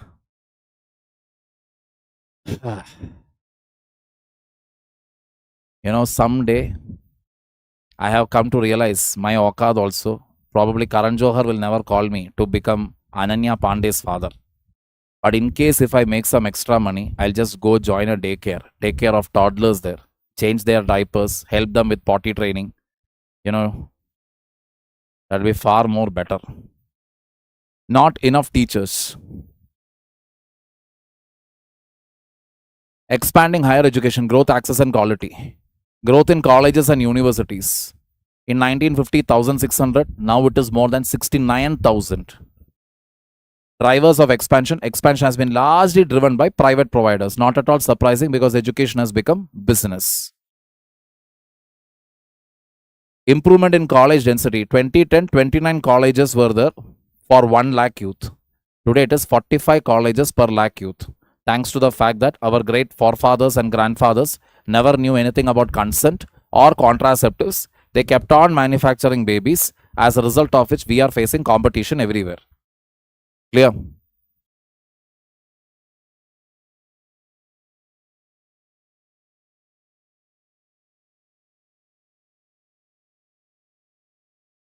See, that is what I am telling you. You try to ban something, it will be available illegally. Gujarat takes pride in telling that it is a dry state, but anybody from Gujarat will tell you there is nothing dry about Gujarat. Student-teacher ratio trend. Student to teacher ratio, it was 24, which increased to 35. Now it has reduced to 32.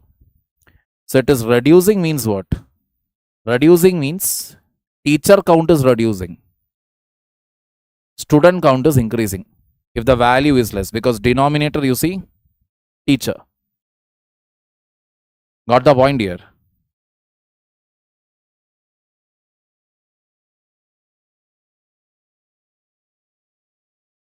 So lower student-teacher ratio ensure better academic support and learning outcome. Oh, sorry. I made a small mistake here. Yeah. Student-teacher ratio. So we know for a fact that students' number has only increased. If teachers' number also increase, then we can say it is good sign. That means you are having good quality. You are having teachers for that many number of students. The value is high. This value is very high. Student-teacher ratio is very, very high. That means you have less teachers and more students, which is not good. The other side of the reality is what? Yes, teachers are there. But the reality is they are not paid well. Quality of the teachers are also not so high. Fees have also shot through the roof, correct?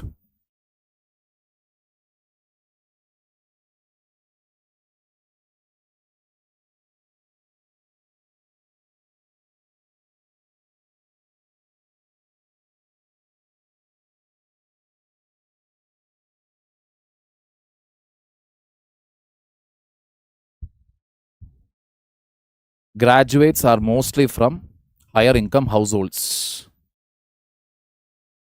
Several districts in northern and eastern states have fewer than 18 colleges per lakh youth. Other day, one girl had reached out to me. She told me she's taking a micro degree in AI from some college. I straight away asked her, check whether this course is approved in UGC. After 1 day, she replied, "No, sir, it is not approved." Pathetic is the condition of the colleges in northern and eastern India, because many a times I hear the students when they say, "Sir, I've joined for this course, post graduation," and I'll be asking them like, "How will you manage classes and your post graduation?" "Nahi, sir, no need to go for class. Only when exam is there, we have to go there. Sometimes we don't even have to do that also. They will give us marks if we write assignment and send." I am like, what college is this? Which college is this? Graduates are mostly from higher income households. Students from higher income households are more likely to pursue professional courses such as engineering. Students from lower income households are more likely to enroll in humanities and commerce.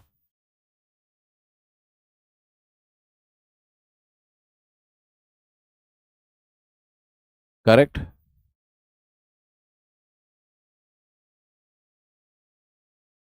Annual cost of a medical degree was 97,400 in 2017-18. Annual cost of an engineering degree was 72,600 in 2017-18. That and all is gone. From where did they come up with these figures also, I don't know. Until and unless you're not doing it from a government college, you're doing it from a private college or something, means this is easily a business of 1 CR. It is not at all cheap. Easily a business. Then post-graduation, house urgency, etc., etc. Ask the parents to set up a clinic and give it to you. It's one hell of an expensive affair.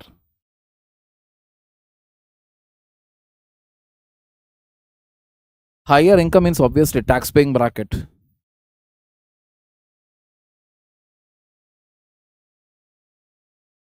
Yogesh ji, Desi ji, etc., etc. People in YouTube generally come and comment, because even in my some of my videos, etc., one guy is there who constantly keeps coming there and keeps calling me one or the other thing. So him also. So initially I used to get a little irritated, but the reality is, why do they come to YouTube? Why do they make such comments and make a joke of themselves? Why do they do that?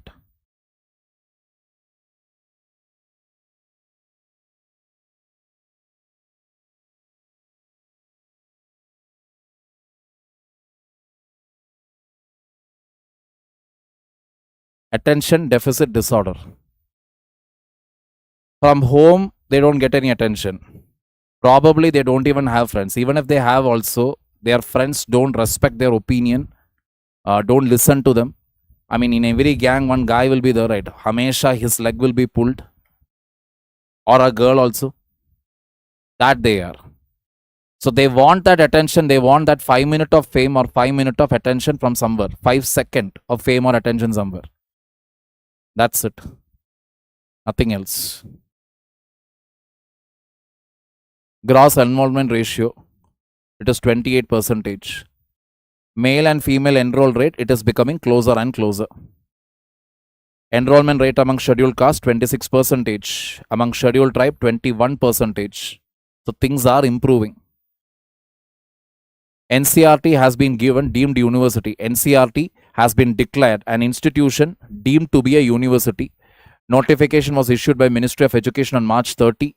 Status enables NCRT to offer courses and grant degrees. UGC approved the grant of deemed university status in January based on expert panel recommendations. Ministry subsequently notified the decision. Deemed university status applies to NCRT and its 6 regional institutes. NCRT is prohibited from engaging in commercial or profit-making activities. All academic programs must conform to norms prescribed by the UGC and relevant statutory bodies. Off-campus and offshore programs can be started only as per UGC guidelines. NCRT is required to initiate research and doctoral programs. Institution must introduce innovative academic programs. Expansion into multiple domains is required in line with National Education Policy 2020. Must get accreditation from National Board of Accreditation.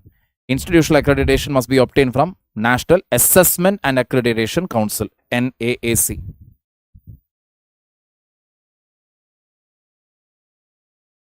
Discuss it with your family, UPSC Quizmaster, and stop spamming the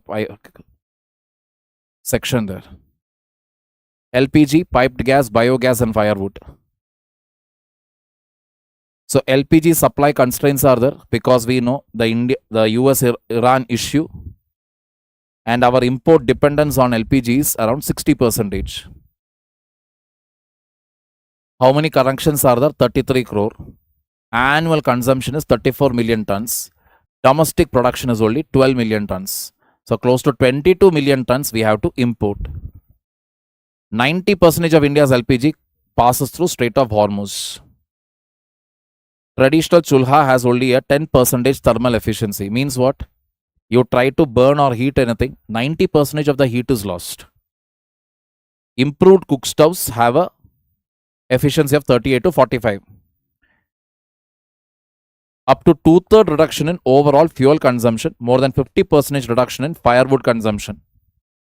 So the alternative is what? Use improved cook stoves where gas consumption or firewood consumption, everything can be reduced.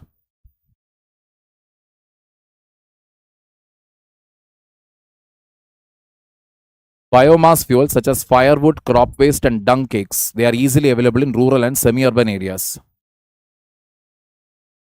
Absolutely, Jayant Kumar Pillai, that is one of the major reason. Good point you mentioned. That is when you actually look into the money that you have to spend here for a degree course in India, it is much cheaper to go and do it from a Eastern European country, or maybe let us say Eastern Europe is one option. The other, Russia, China, far cheaper. India can be benefiting from the war. So far, no benefit is there for India. Correct, Daisy. So firewood, crop waste, dung cakes. This is the technology such as secondary aeration reduce soot and harmful gas emissions. Secondary aeration means you are pumping in air. Firewood remains a renewable resource when extraction does not exceed regrowth. Easy, right? Firewood, you can get it from the trees, etc. So if you don't take it out too much, means you can keep regenerating it. Alternative biomass fuels include pellets and briquettes derived from sawdust and agricultural wastes. Pellets and briquettes means these are like small like discs, etc. You can compress them and use it for burning. Emission reductions from improved cook stove can be converted into carbon credits. Pipeline based piped natural gas requires extensive infrastructure. That is, you can make biogas, then with a pipe, connect it everywhere. India's gas pipeline network is about 25,000 km with an additional 10,500 km under construction. Over 300 geographical areas are licensed for city gas distribution. Scaling of biomass-based cooking systems does not require major centralized infrastructure. What you need? Proper distribution network, logistics, user awareness. That is, biogas means what? You put cow dung into a big tank, allow it to undergo anaerobic decomposition. Gas will get collected here. This is the cow dung.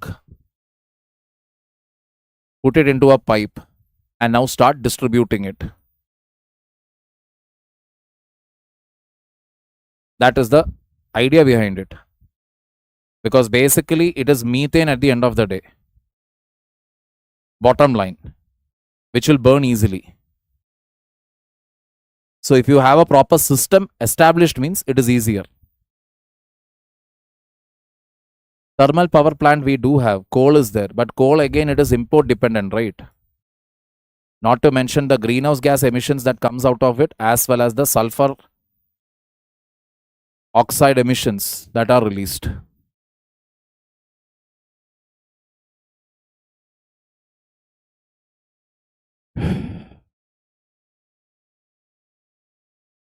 Takeda's tetravalent dengue vaccine TAC 003 Q Denga received clearance from the Subject Expert Committee under the Drugs Control General of India. Vaccine is approved for individuals aged 4 to 60 years. Vaccine has been evaluated in trials involving 28,000 participants. That is not needed. It is approved in more than 40 countries. This point is important. Dengue remains endemic in India with recurring transmission. Recurring means again and again you can get the disease.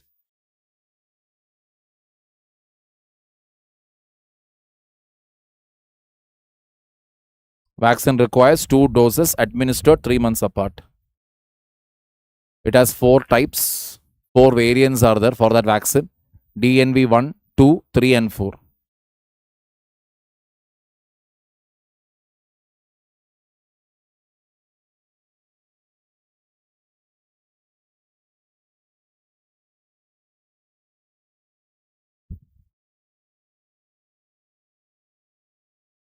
An indigenous vaccine, dengue, is being developed by Panacea Biotech in collaboration with Indian Council of Medical Research.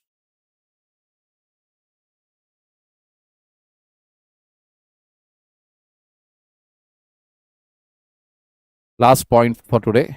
Vikasit Bharat Shiksha Adishtan Bill aims to implement the National Education Policy 2020 adopted during the COVID period without prior consultation with the state government.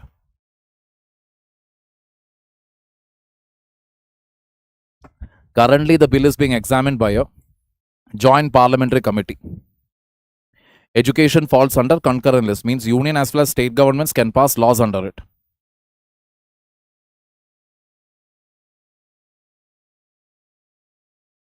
Implying shared legislative responsibility between union and state governments.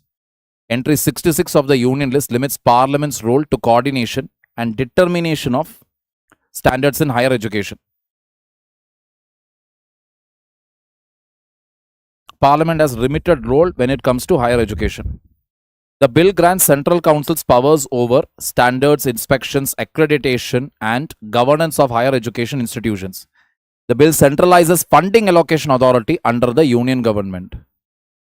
The bill applies to central state-funded and private higher education institution. Bill reduces institutional autonomy. Point is, it is still in the bill format.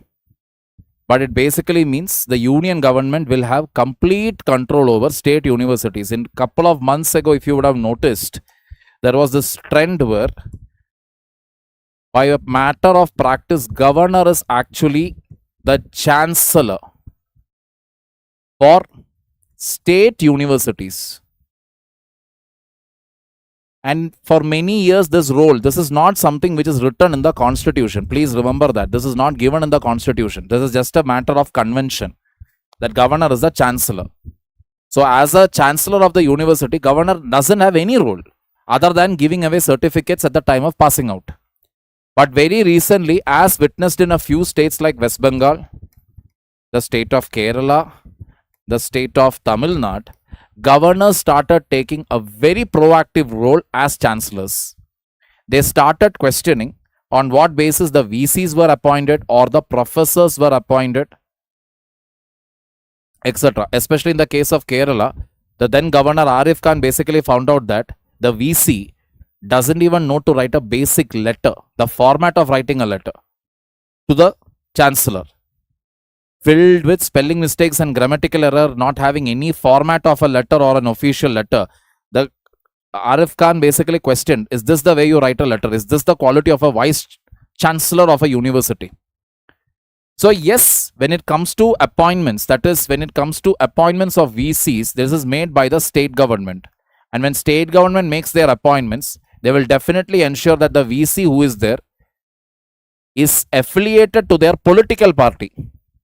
So VC appointments are always what? Political appointments only. It is not that by pure merit somebody will get selected there. That is very rare. It is state government's discretion. By default, then what happens? Even the professors also will be people who are supportive of the state government.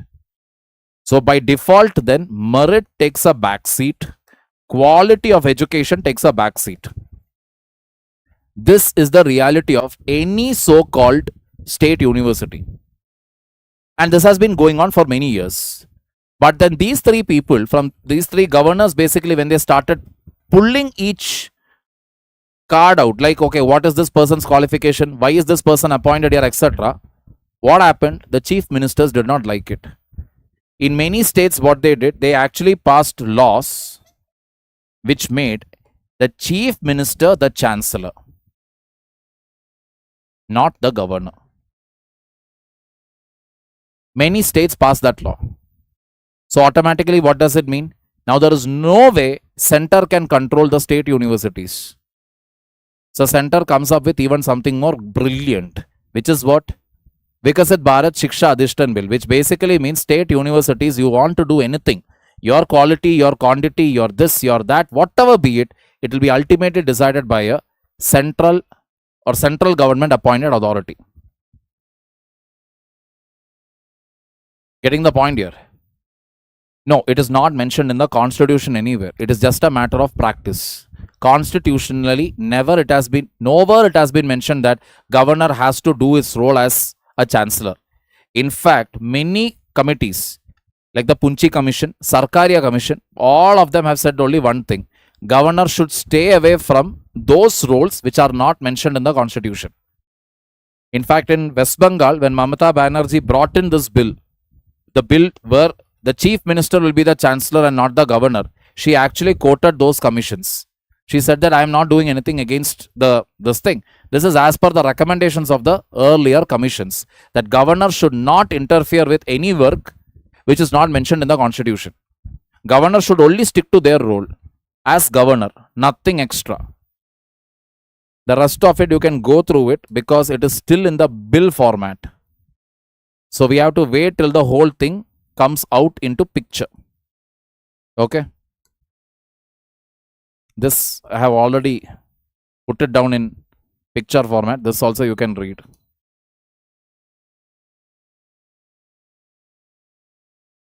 Some more topics are there. I know we have a backlog. At least 2 weeks backlog is there. I'll see what I can do because evenings from Monday to Friday now I'll be having my Titan classes, Titan Pinnacle classes of polity. So to keep again a class on Wednesday, it is not going to be easy. Okay. So we will see.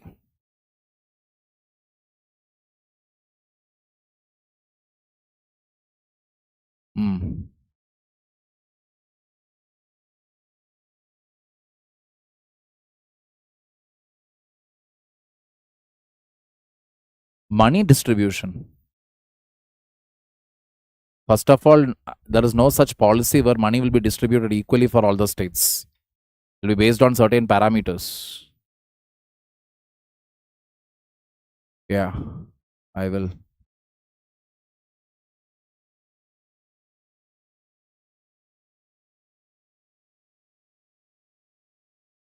हमें pre देना है तो इस month का current affair करे या नहीं? Not necessary. This month's current affair is really not necessary. March 31st तक ठीक है.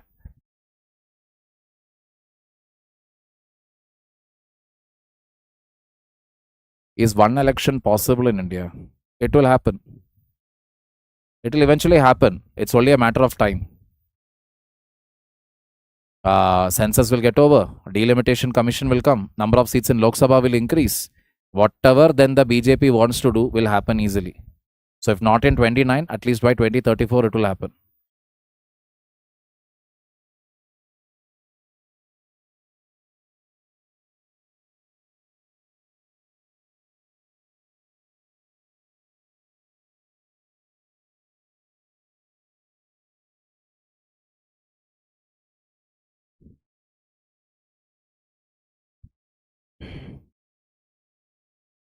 Leon study. Thank you. It is because I've been teaching for the last 12 years. Current affairs is something that has kept on coming to me wherever I go. So that is what it is.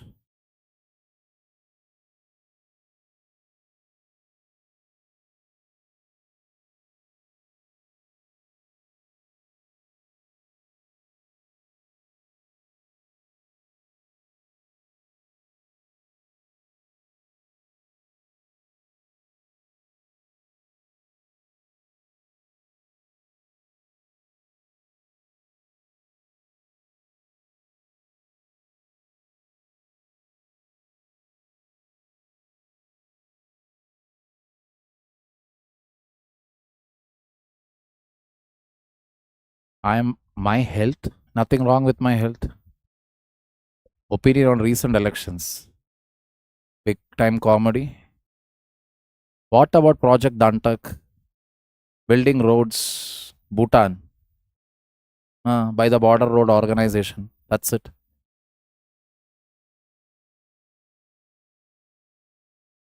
How to strong talk. Muzaffar Khatib. Any language you want to improve, the only way is to keep talking, keep speaking that language. And in the initial days, at least try to talk slow. So when you want to drive a car, you don't directly put it into the top gear and start driving. You need to get used to the timing of the clutch, the gear, the steering, etc. So you go slow. You take it to the second, you take it to the third, then the fourth, then the fifth. Then over time you will improve. Over time it will come to a point where you will hold, probably with one finger you'll be holding the steering and you'll be changing the gear and everything. So the same thing, take it slow. Slowly say the sentences, try to avoid grammar errors and keep talking. That's it. I will try correcting. I have so many backlogs in terms of answer paper evaluation. I will try. Monarchy means king's rule. What is there in Britain? Not exactly king's rule, but yeah, that is a monarchy again. They don't have a president. Dictatorship means what is there, maybe Hitler, Saddam Hussein, this guy, this Khomeini who got killed now very recently. Those are all our dictatorship. I have no idea. Handwriting is not the matter there, but yes, it should be legible. What really matters is whatever you write, it should be backed by data. Current examples.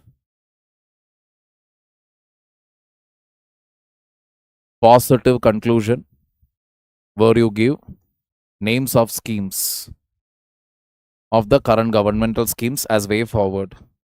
That is the way you can score. And yes, using maps, drawing maps, world maps. Don't dump information. मैं ये भी जानता हूँ, वो भी जानता हूँ. No. Don't try to do that nonsense. Showing off your knowledge. Understand very clearly what is the demand of the question. Only answer to what the question is asked.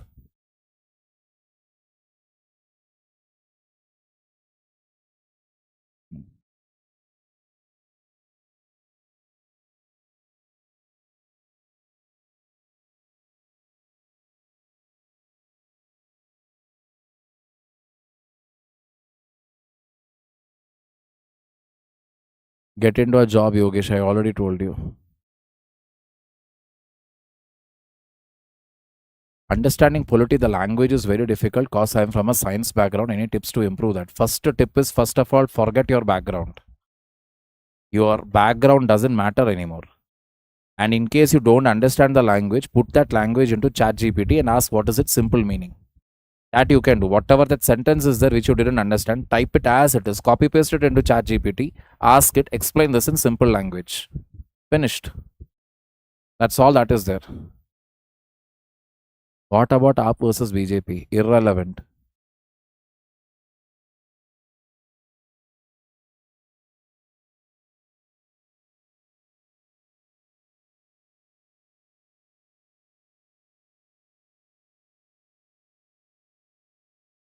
I have no idea about the colleges these days, frankly. Because as far as I know, even one of my friend who had passed out from IIM, I'm not telling which IIM anyway. So they, at that last day of the lecture or something, the dean or somebody came and told, see, listen, only this many jobs are there. Only these students will be allowed to sit for it. The rest of you try looking for jobs outside. So those days are gone where if you come out from IIM or you come out from NIT or IIT, your future is secured. Those days are gone. Even inside IIT, NIT, IIM, wherever you are, you have to be in the top 1%, not even 10. Top 1% you have to be. Only then you have assurance of job. That is the bottom line.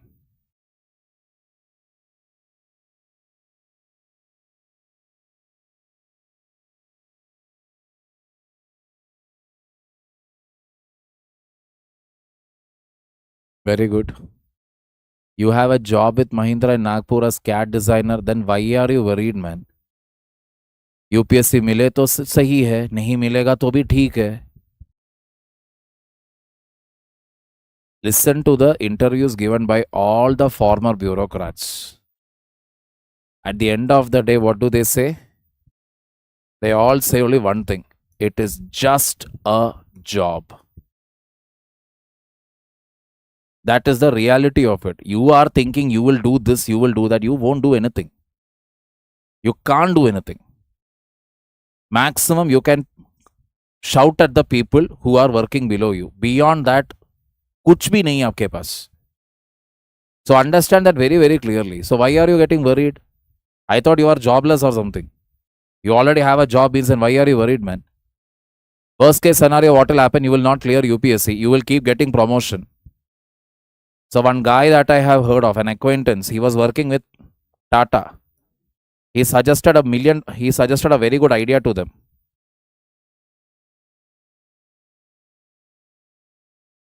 Tata was like, sorry, we don't have the budget. Then he went and gave an interview in Mahindra. They took him. They increased his package. But that actually boosted his confidence.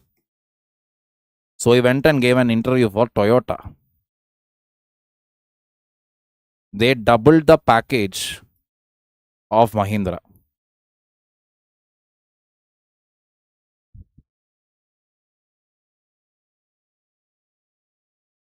Here, Tata, when he was working for, his salary was not even 6 digits. Now it is in 7 digits. Monthly salary I'm talking about. That's it. Plenty of scope is there in your career itself. You can afford the most luxurious air travel, most luxurious hotels, everything you'll be able to afford if you continue in this field. Meanwhile, if you are able to crack UPSC, great. Even otherwise, you don't crack also, by the age of 30, 35, you will have a very solid bank balance with you. Buy a nice Benz or Audi or BMW. Definitely buy a nice German car. And then sit inside that car and probably put up a status telling that money cannot buy you happiness. Done.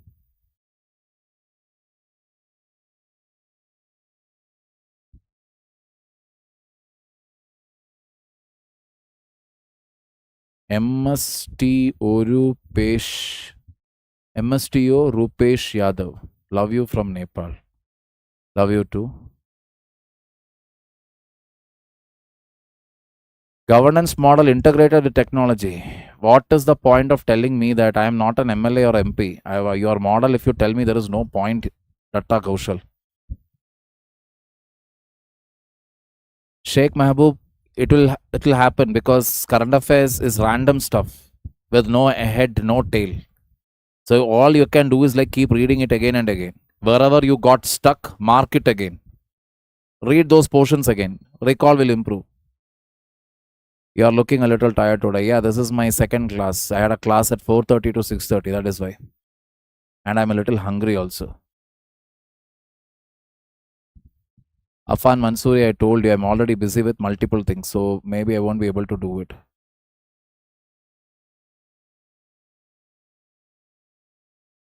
I will.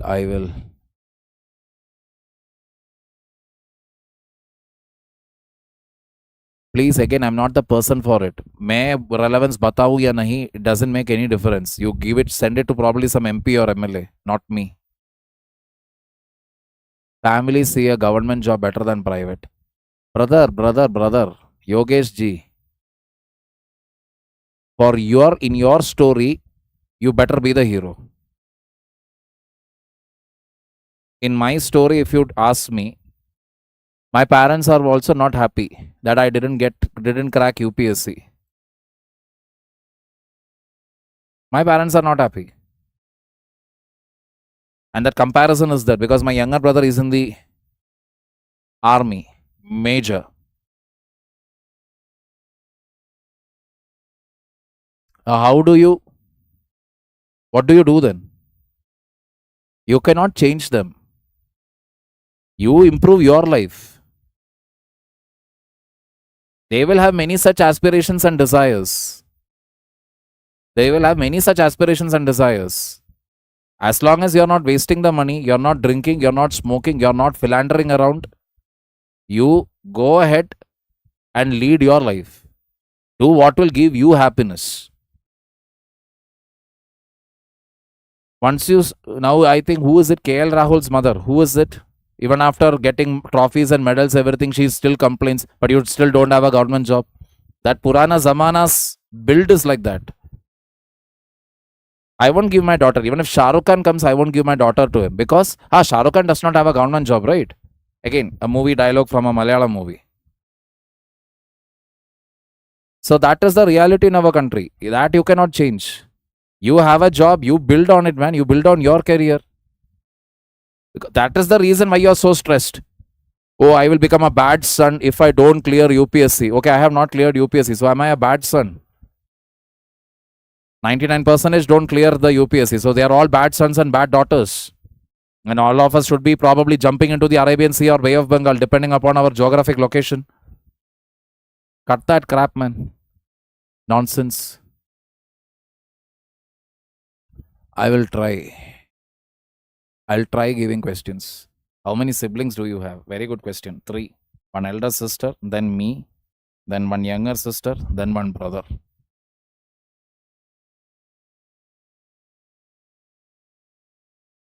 Let it be government job is everything for you. All right. If it is for you that it matters, I'm okay with it. But किसी और के सपने, किसी और के जिंदगी जीने की कोशिश मत करो. ना आप खुद की जिंदगी भी जी पाओगे, ना उनकी जिंदगी, उनके सपने भी आप पूरा कर पाओगे. उनका सपना भी अधूरा रहेगा, आपका जीवन भी अधूरा रहेगा, जिंदगी भी अधूरा रहेगा. You see, right, after 40, 45, some uncles and aunties come into the Instagram, start dancing or posting reels, and we'll be like, what happened to these people? क्योंकि माँ बाप गुजर गए, रिश्तेदार भी गुजर गए. अब टांग खींचने के लिए या टॉन्ट करने के लिए there is nobody. So now finally at 40, 45, they are able to do what they want to do in life. Nobody to question them, nobody to irritate them. So you decide whether you want to start living your life at 45, 50 or you want to start to live it now. BTech Marine Engineer. Will there be any scope for forensic science in future? Oh yes. Natil evideyana, Thrissur. Studying abroad is expensive. That depends upon where you go. It is nothing to do with ultra level confidence. See, because after a point, right, you have let down everybody. Parents out. Friends all married, moved out. Because you were into UPSC. So friends also left you because they are also like, what? This guy is mad or what? Sitting with one exam since many years. Because you are also unmarried, they were also unmarried. You said, I'm going for UPSC. Then they got married. That time they asked, now what are you doing? UPSC. They had a child. Then again they asked, what are you doing? UPSC. They had a divorce. Again they asked, what are you doing? UPSC. Divorce, marriage, then another kid. Then they are like, don't tell me you are still doing UPSC. And I'll be like,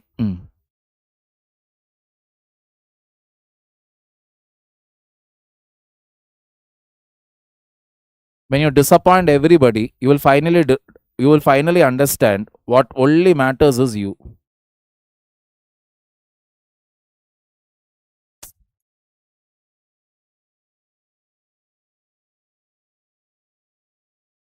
Only you are there to support yourself. It is like in the gym. You work out, you have to push yourself, you have to pick the weight, you have to pull up. You are pulling yourself up, you are pushing yourself up. Only you are there. Once you understand only this matters, then it becomes clear. What can we do in BSc Physics? After BSc Physics, try giving that ISRO's exam.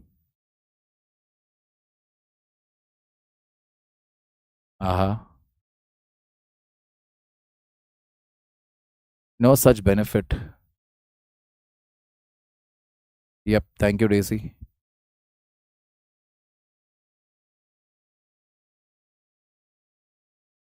Niladri Nandi.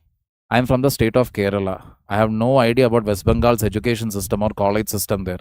You asked me about a St. Xavier's College in West Bengal. You really think I know about all the colleges in India? I know for a fact that whatever you're going to do in life, ensure that you are interested in it. Then take it up. When people ask, right, what is the scope of this course, scope of that course, the scope word is there. Everything has scope as long as you have a genuine interest in it. Keep it in mind. You have genuine interest in it. You want to improve it. You will think about, okay, what can I do next? There is scope. Otherwise, nothing. Next, polity class. Free class is over. Arjun Santosh. Free class is over. That was on Friday only. There was a class today, Saturday, only for the paid batches. And the classes will continue Monday to Friday. You will have to enroll for the Titan batch or the Pinnacle batch to access it. Monday to Friday, 5 to 8 p.m. Polity classes.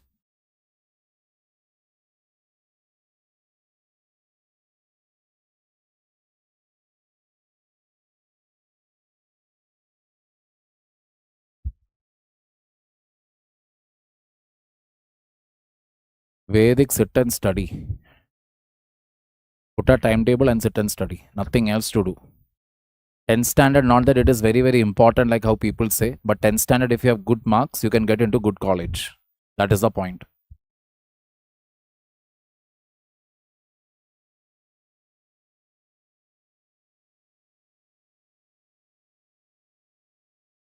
See, Bablu Das, I will tell you, there was a time when I wanted to kill myself.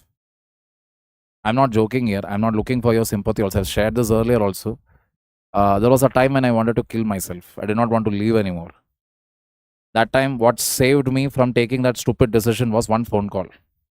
So even today, when somebody messages me, etc., for me, the first instinct is, what is that person's state of mind? I want to know that. So once I know it is some normal stuff, sir, I'm feeling sad, this, that, I'll be like, okay, I'll message and I'll be fine. Very rarely I get a message where they say that, I don't know, sir, what to do. I'm all this thing, that thing. I can sense their full nervousness in that message. Then I'll give them a call. So that's the only reason. You never know what is the mentality of the person who is sitting opposite to you, who is sitting far away from you. Because all said and done, I'm a stranger to them. Why will they reach out to me? What are they going to get benefit out of it? Nothing. Am I getting any benefit? Nothing again. But why? Simple human to human bond. Sometimes all that it needs is some person to, on the other end, to respond, to talk back to you. Once you have that, you are somewhere, you feel a little relief. Otherwise, once you get into that loop, that spiral loop. Oh, I'm useless.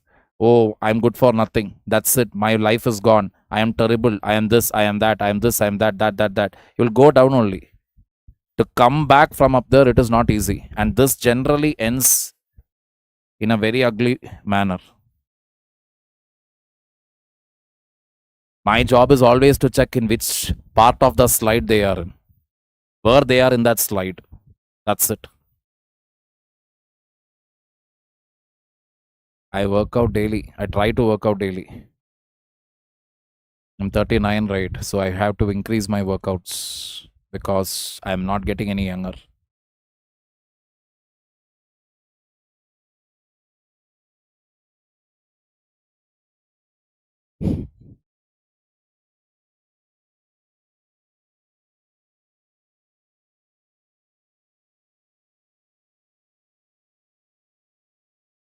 MA in Kannada and folklore.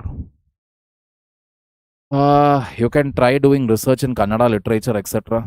Language, culture, arts. That way you can go. But it won't be a very lucrative career as such. That is there. It won't be a lucrative career. You can try teaching. That and all you can do.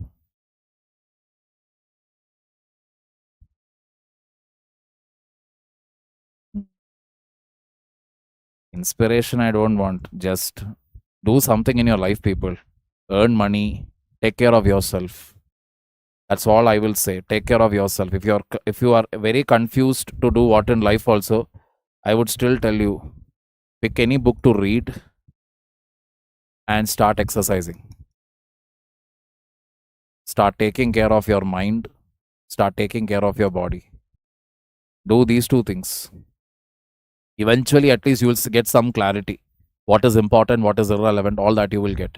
Otherwise, you will get fried. You will get fried in this current generation, mentally, physically, in every sense of it. Get out, get some sunlight, get some fresh air, eat healthy, avoid every junk, jamat, chemicals out there. It is still okay to have add sugar into your coffee and drink, but stay away from Maggie, Coca-Cola, Pepsi, everything. These, I'm telling you, your thought process also will change. They are all just nothing but chemicals and sugar. I'm telling you, there is nothing, not even an iota of ingredient is there inside it, which is good for the human body. So stay away from all of that. SMTG. Survive skill rather than talent, interest in a subject. Can we make our career with UPSC? Career with UPSC means you're talking about teaching. See, I will tell you, in this field also, there is enough amount of competition. Enough amount of competition is there. Because obviously, we keep telling, right, 98% or 99% people don't succeed. Good percentage of them will easily go into what? UPSC faculty only. That will work out only as long as you are interested in your subject, you are interested in teaching. The ones who will only come looking at the money, thinking that, oh, itna paisa milega mujhe, itna paisa aa jayega, you won't survive. You won't survive in any field if you keep money perspective. You will only survive when you keep yourself, when you take your job seriously and find out means and ways of improving it. Yeah. Parents are not allowing to go out of house. GATE or UPSC. Wonderful. That is as good as asking devil or the deep sea. Both are tough exams. I would still recommend you to go for GATE because GATE ke zariye at least you will have a career. Once you crack GATE, get into a nice college, etc., get placement, earn money, parallelly do UPSC. Muscles. Fitness benefits in giving an interview. Your body shape matters, right? Your body shape matters. I believe it. We judge people on the basis of the body, right? Somebody walks in with chest out, shoulders back, stomach in, chest out, ramrod straight, walks into a room. Immediately our attention goes there. We are naturally inclined towards looking towards people who are fit, man or woman. We are naturally inclined. Go to any mall, any public place. If there will be one guy there who will be walking in a very fit, tight shirt, t-shirt or something, you will be looking at him. But next time, what do you do is when you see somebody like that, look around him. You will find that so many people are staring at him. Why? That's the point. And that is also becoming a rare thing these days. And I enjoy that attention. Little bit I started exercising. And when I stepped into the mall the other day, last Sunday, I could see many eyes on me. I was liking it. My wife was like, okay, enough. Baki, gar jao, gar chalo. I mean, who doesn't like it?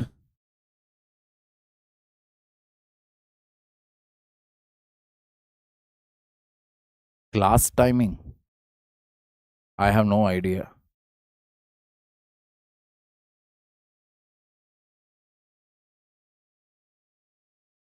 Arjun, if you're doing a self preparation, then better go with NCRTs. There are NCRTs you can start with. If you can afford coaching means, I would ask you to join the Titan or the Pinnacle batch.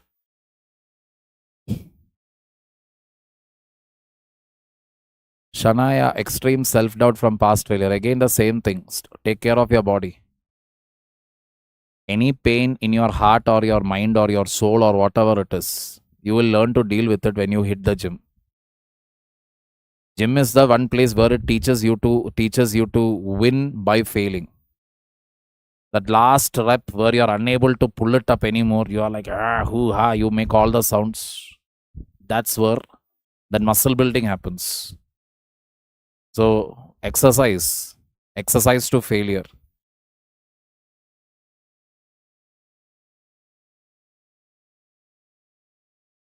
No need Vedic. Describe yourself in one line. I will tell you something very pompous and arrogant.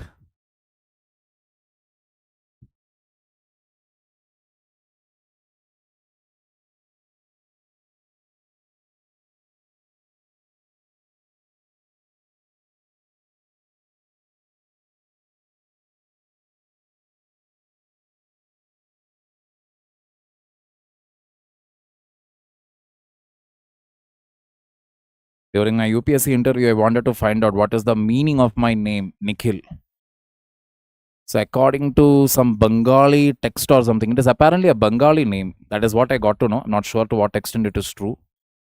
So, one meaning of it is limitless, the other meaning of it is complete. So, I just kept the two words together and I was like, okay, if at all a question comes, then I will put it like this: limitlessly complete or completely limitless. Both are very overconfident, pompous, arrogant answers. But yeah, let it be. My name right, my self description right. I can call myself anything that I want. I can believe in anything that I want. I don't need anybody's permission or sanction for it. Sigmaya. Okay, we have a spammer here. You are in 12th grade. For your behavior, if you pass 12th, that will be a medical miracle.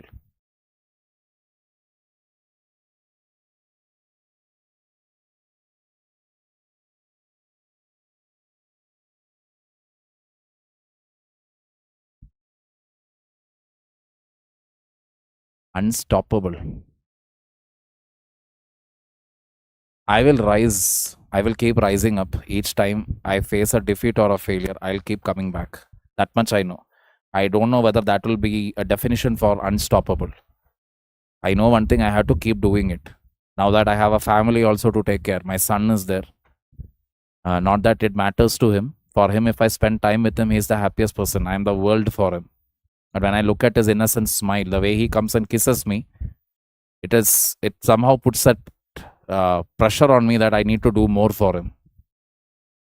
Once you marry and you become a father, you will become that unstoppable force. For my son, yes, I am unstoppable. There is no doubt about it. Nothing matters to me right now in this whole world than him.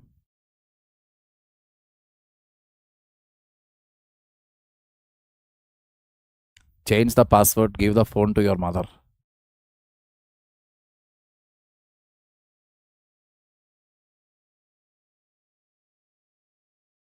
See, suicide is happening largely because one, students are not worried about the failure.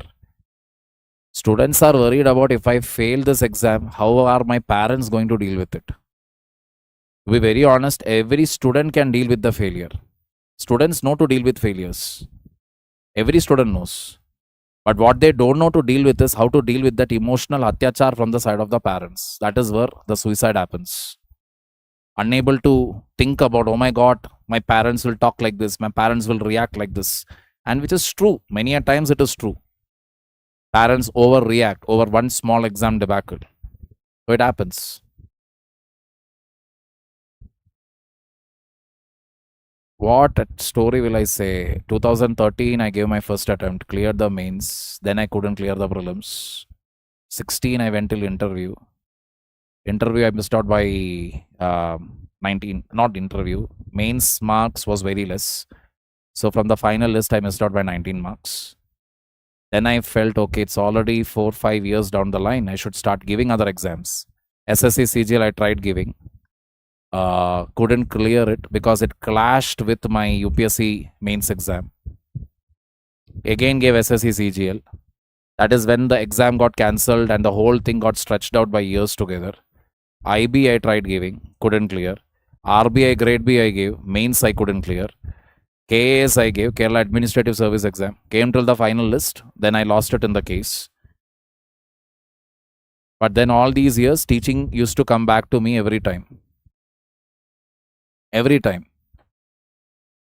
Teaching assignments used to simply chase me wherever I went. No matter even if I told, no, this year I want to do UPSC fully, it used to happen. Finally, I decided to pick that one only. That's it.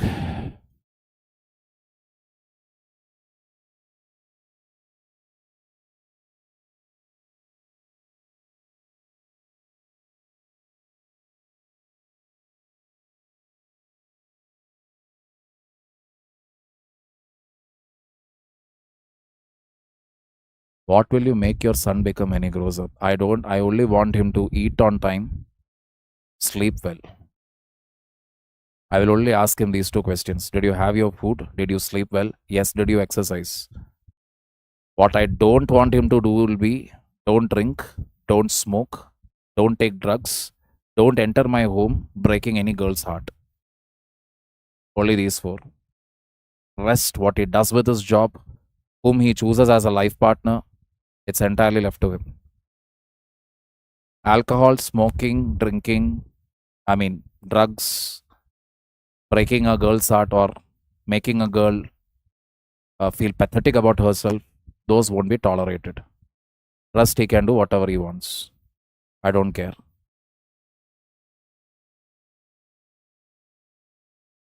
One question in your interview. Many are there. Why you want to take up IPS? Why you IPS is your first preference? So I said IPS is that one job which connects all the sections of the society. Both IAS is also equally challenging, but IPS is one thing where you have to even be in touch with the low lives of the society and you have to understand things from their perspective if you want to solve crime. I think this was more or less the answer that I gave. Kerala Civil Service Academy. അതിനെന്തോ entrance test ഉണ്ട് Arjun. അതിനെന്തോ entrance ഉണ്ട് Trivandrum. Please go there and inquire. They have a phone number, right? Call them and ask.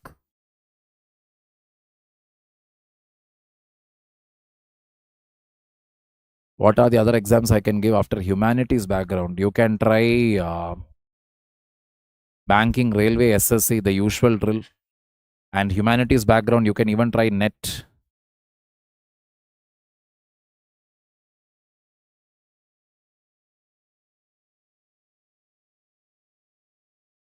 Spectrum, is it sufficient? Modern history spectrum. It is an okay book, not a bad book.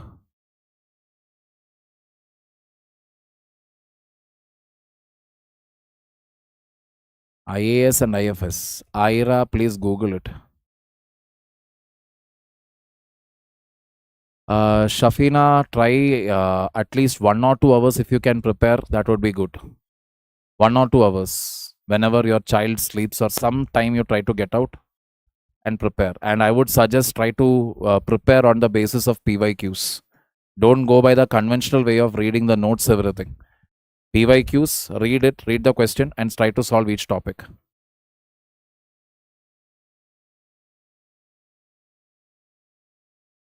Personality traits. Gray lens personality trait is a very wide topic. It is not that there is a set of personality traits which is universally acceptable. As the saying goes, beauty lies in the eyes of the beholder. Some of you might be feeling I am inspirational, etc. Many of them will be feeling, अरे ये attitude दिखा रहा है, ये फालतू का motivation दे रहा है, joker है. Somebody had even commented that South का joker, etc. etc. So that's a very subjective thing. What may be attractive to you may not be attractive to others. You just ensure that you take care of yourself. That's it. GATE or ISRO? ISRO, if you ask me, because government job at the end of the day, if that is what you are aiming for.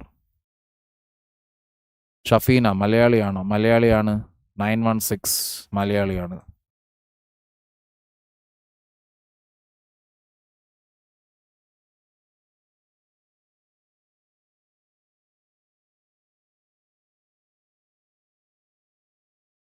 For ancient and medieval, go for Abhishek Srivastav sir's book. I am telling you, it is not because Abhishek Srivastav sir is my friend or he is also working in PW. I am pushing a PW book. No, it is genuinely a good book. Ek baar agar aap open the first page and you read, right, you will get engrossed in it. I was climbing down the stairs and I opened the first page. I started reading the pages. I started turning the page and reading it. My wife had to remind me that your preparation days are over. Come. I was standing there and reading like a zombie.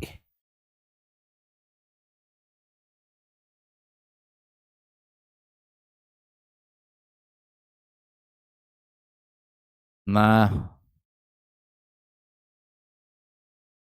Complete Lakshmikant lecture is not there. That was stopped in between because I never knew they had plans of bringing me as a complete polity faculty. So when there is a paid batch for polity, obviously there is not going to be any free batch in this thing. What is available is a rapid Udan marathon, free Lakshmikant, something is there. That if you want, you can watch.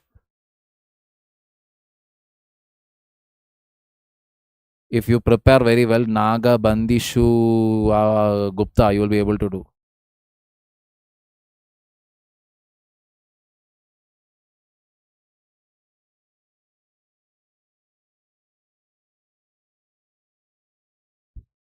MST or Rupesh Yadav. Speak means keep talking it.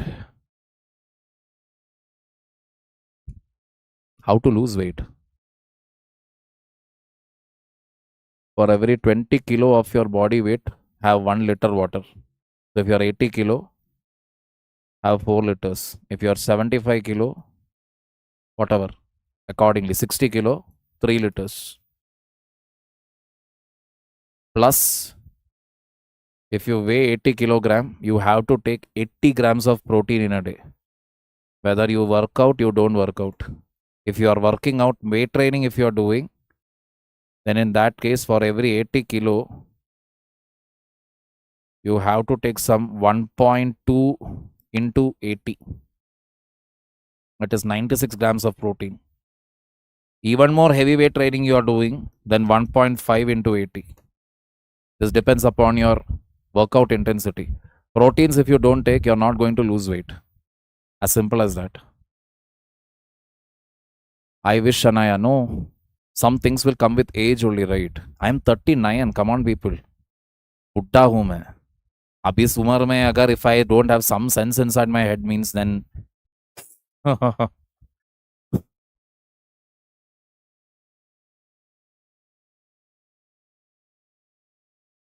what is UPSC expecting from us? No expectation. Just sit and study and crack the exam. That's it.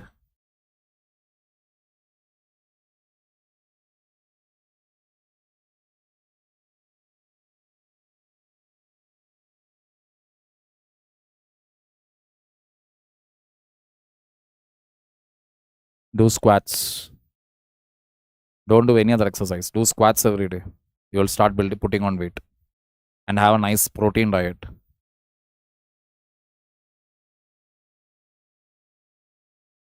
Every magazine is the same. My father is 2 years older than you. Holy crap. All right.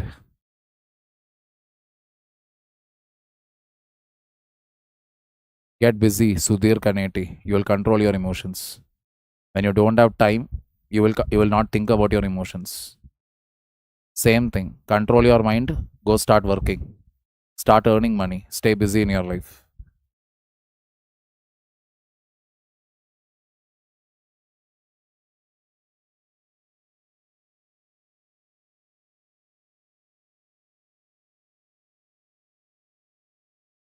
Sorry, Ira, that I won't be able to do. Yeah, only optional you can take as a batch. Yes, definitely. That is why optional is kept separate. Optionals will be launched maybe by June, May or June. It will be launched.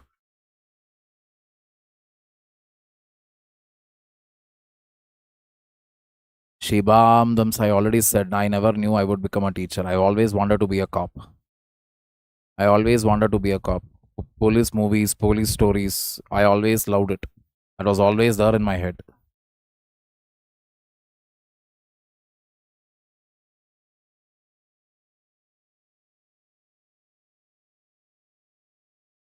Okay, let's call it a day now. Yeah.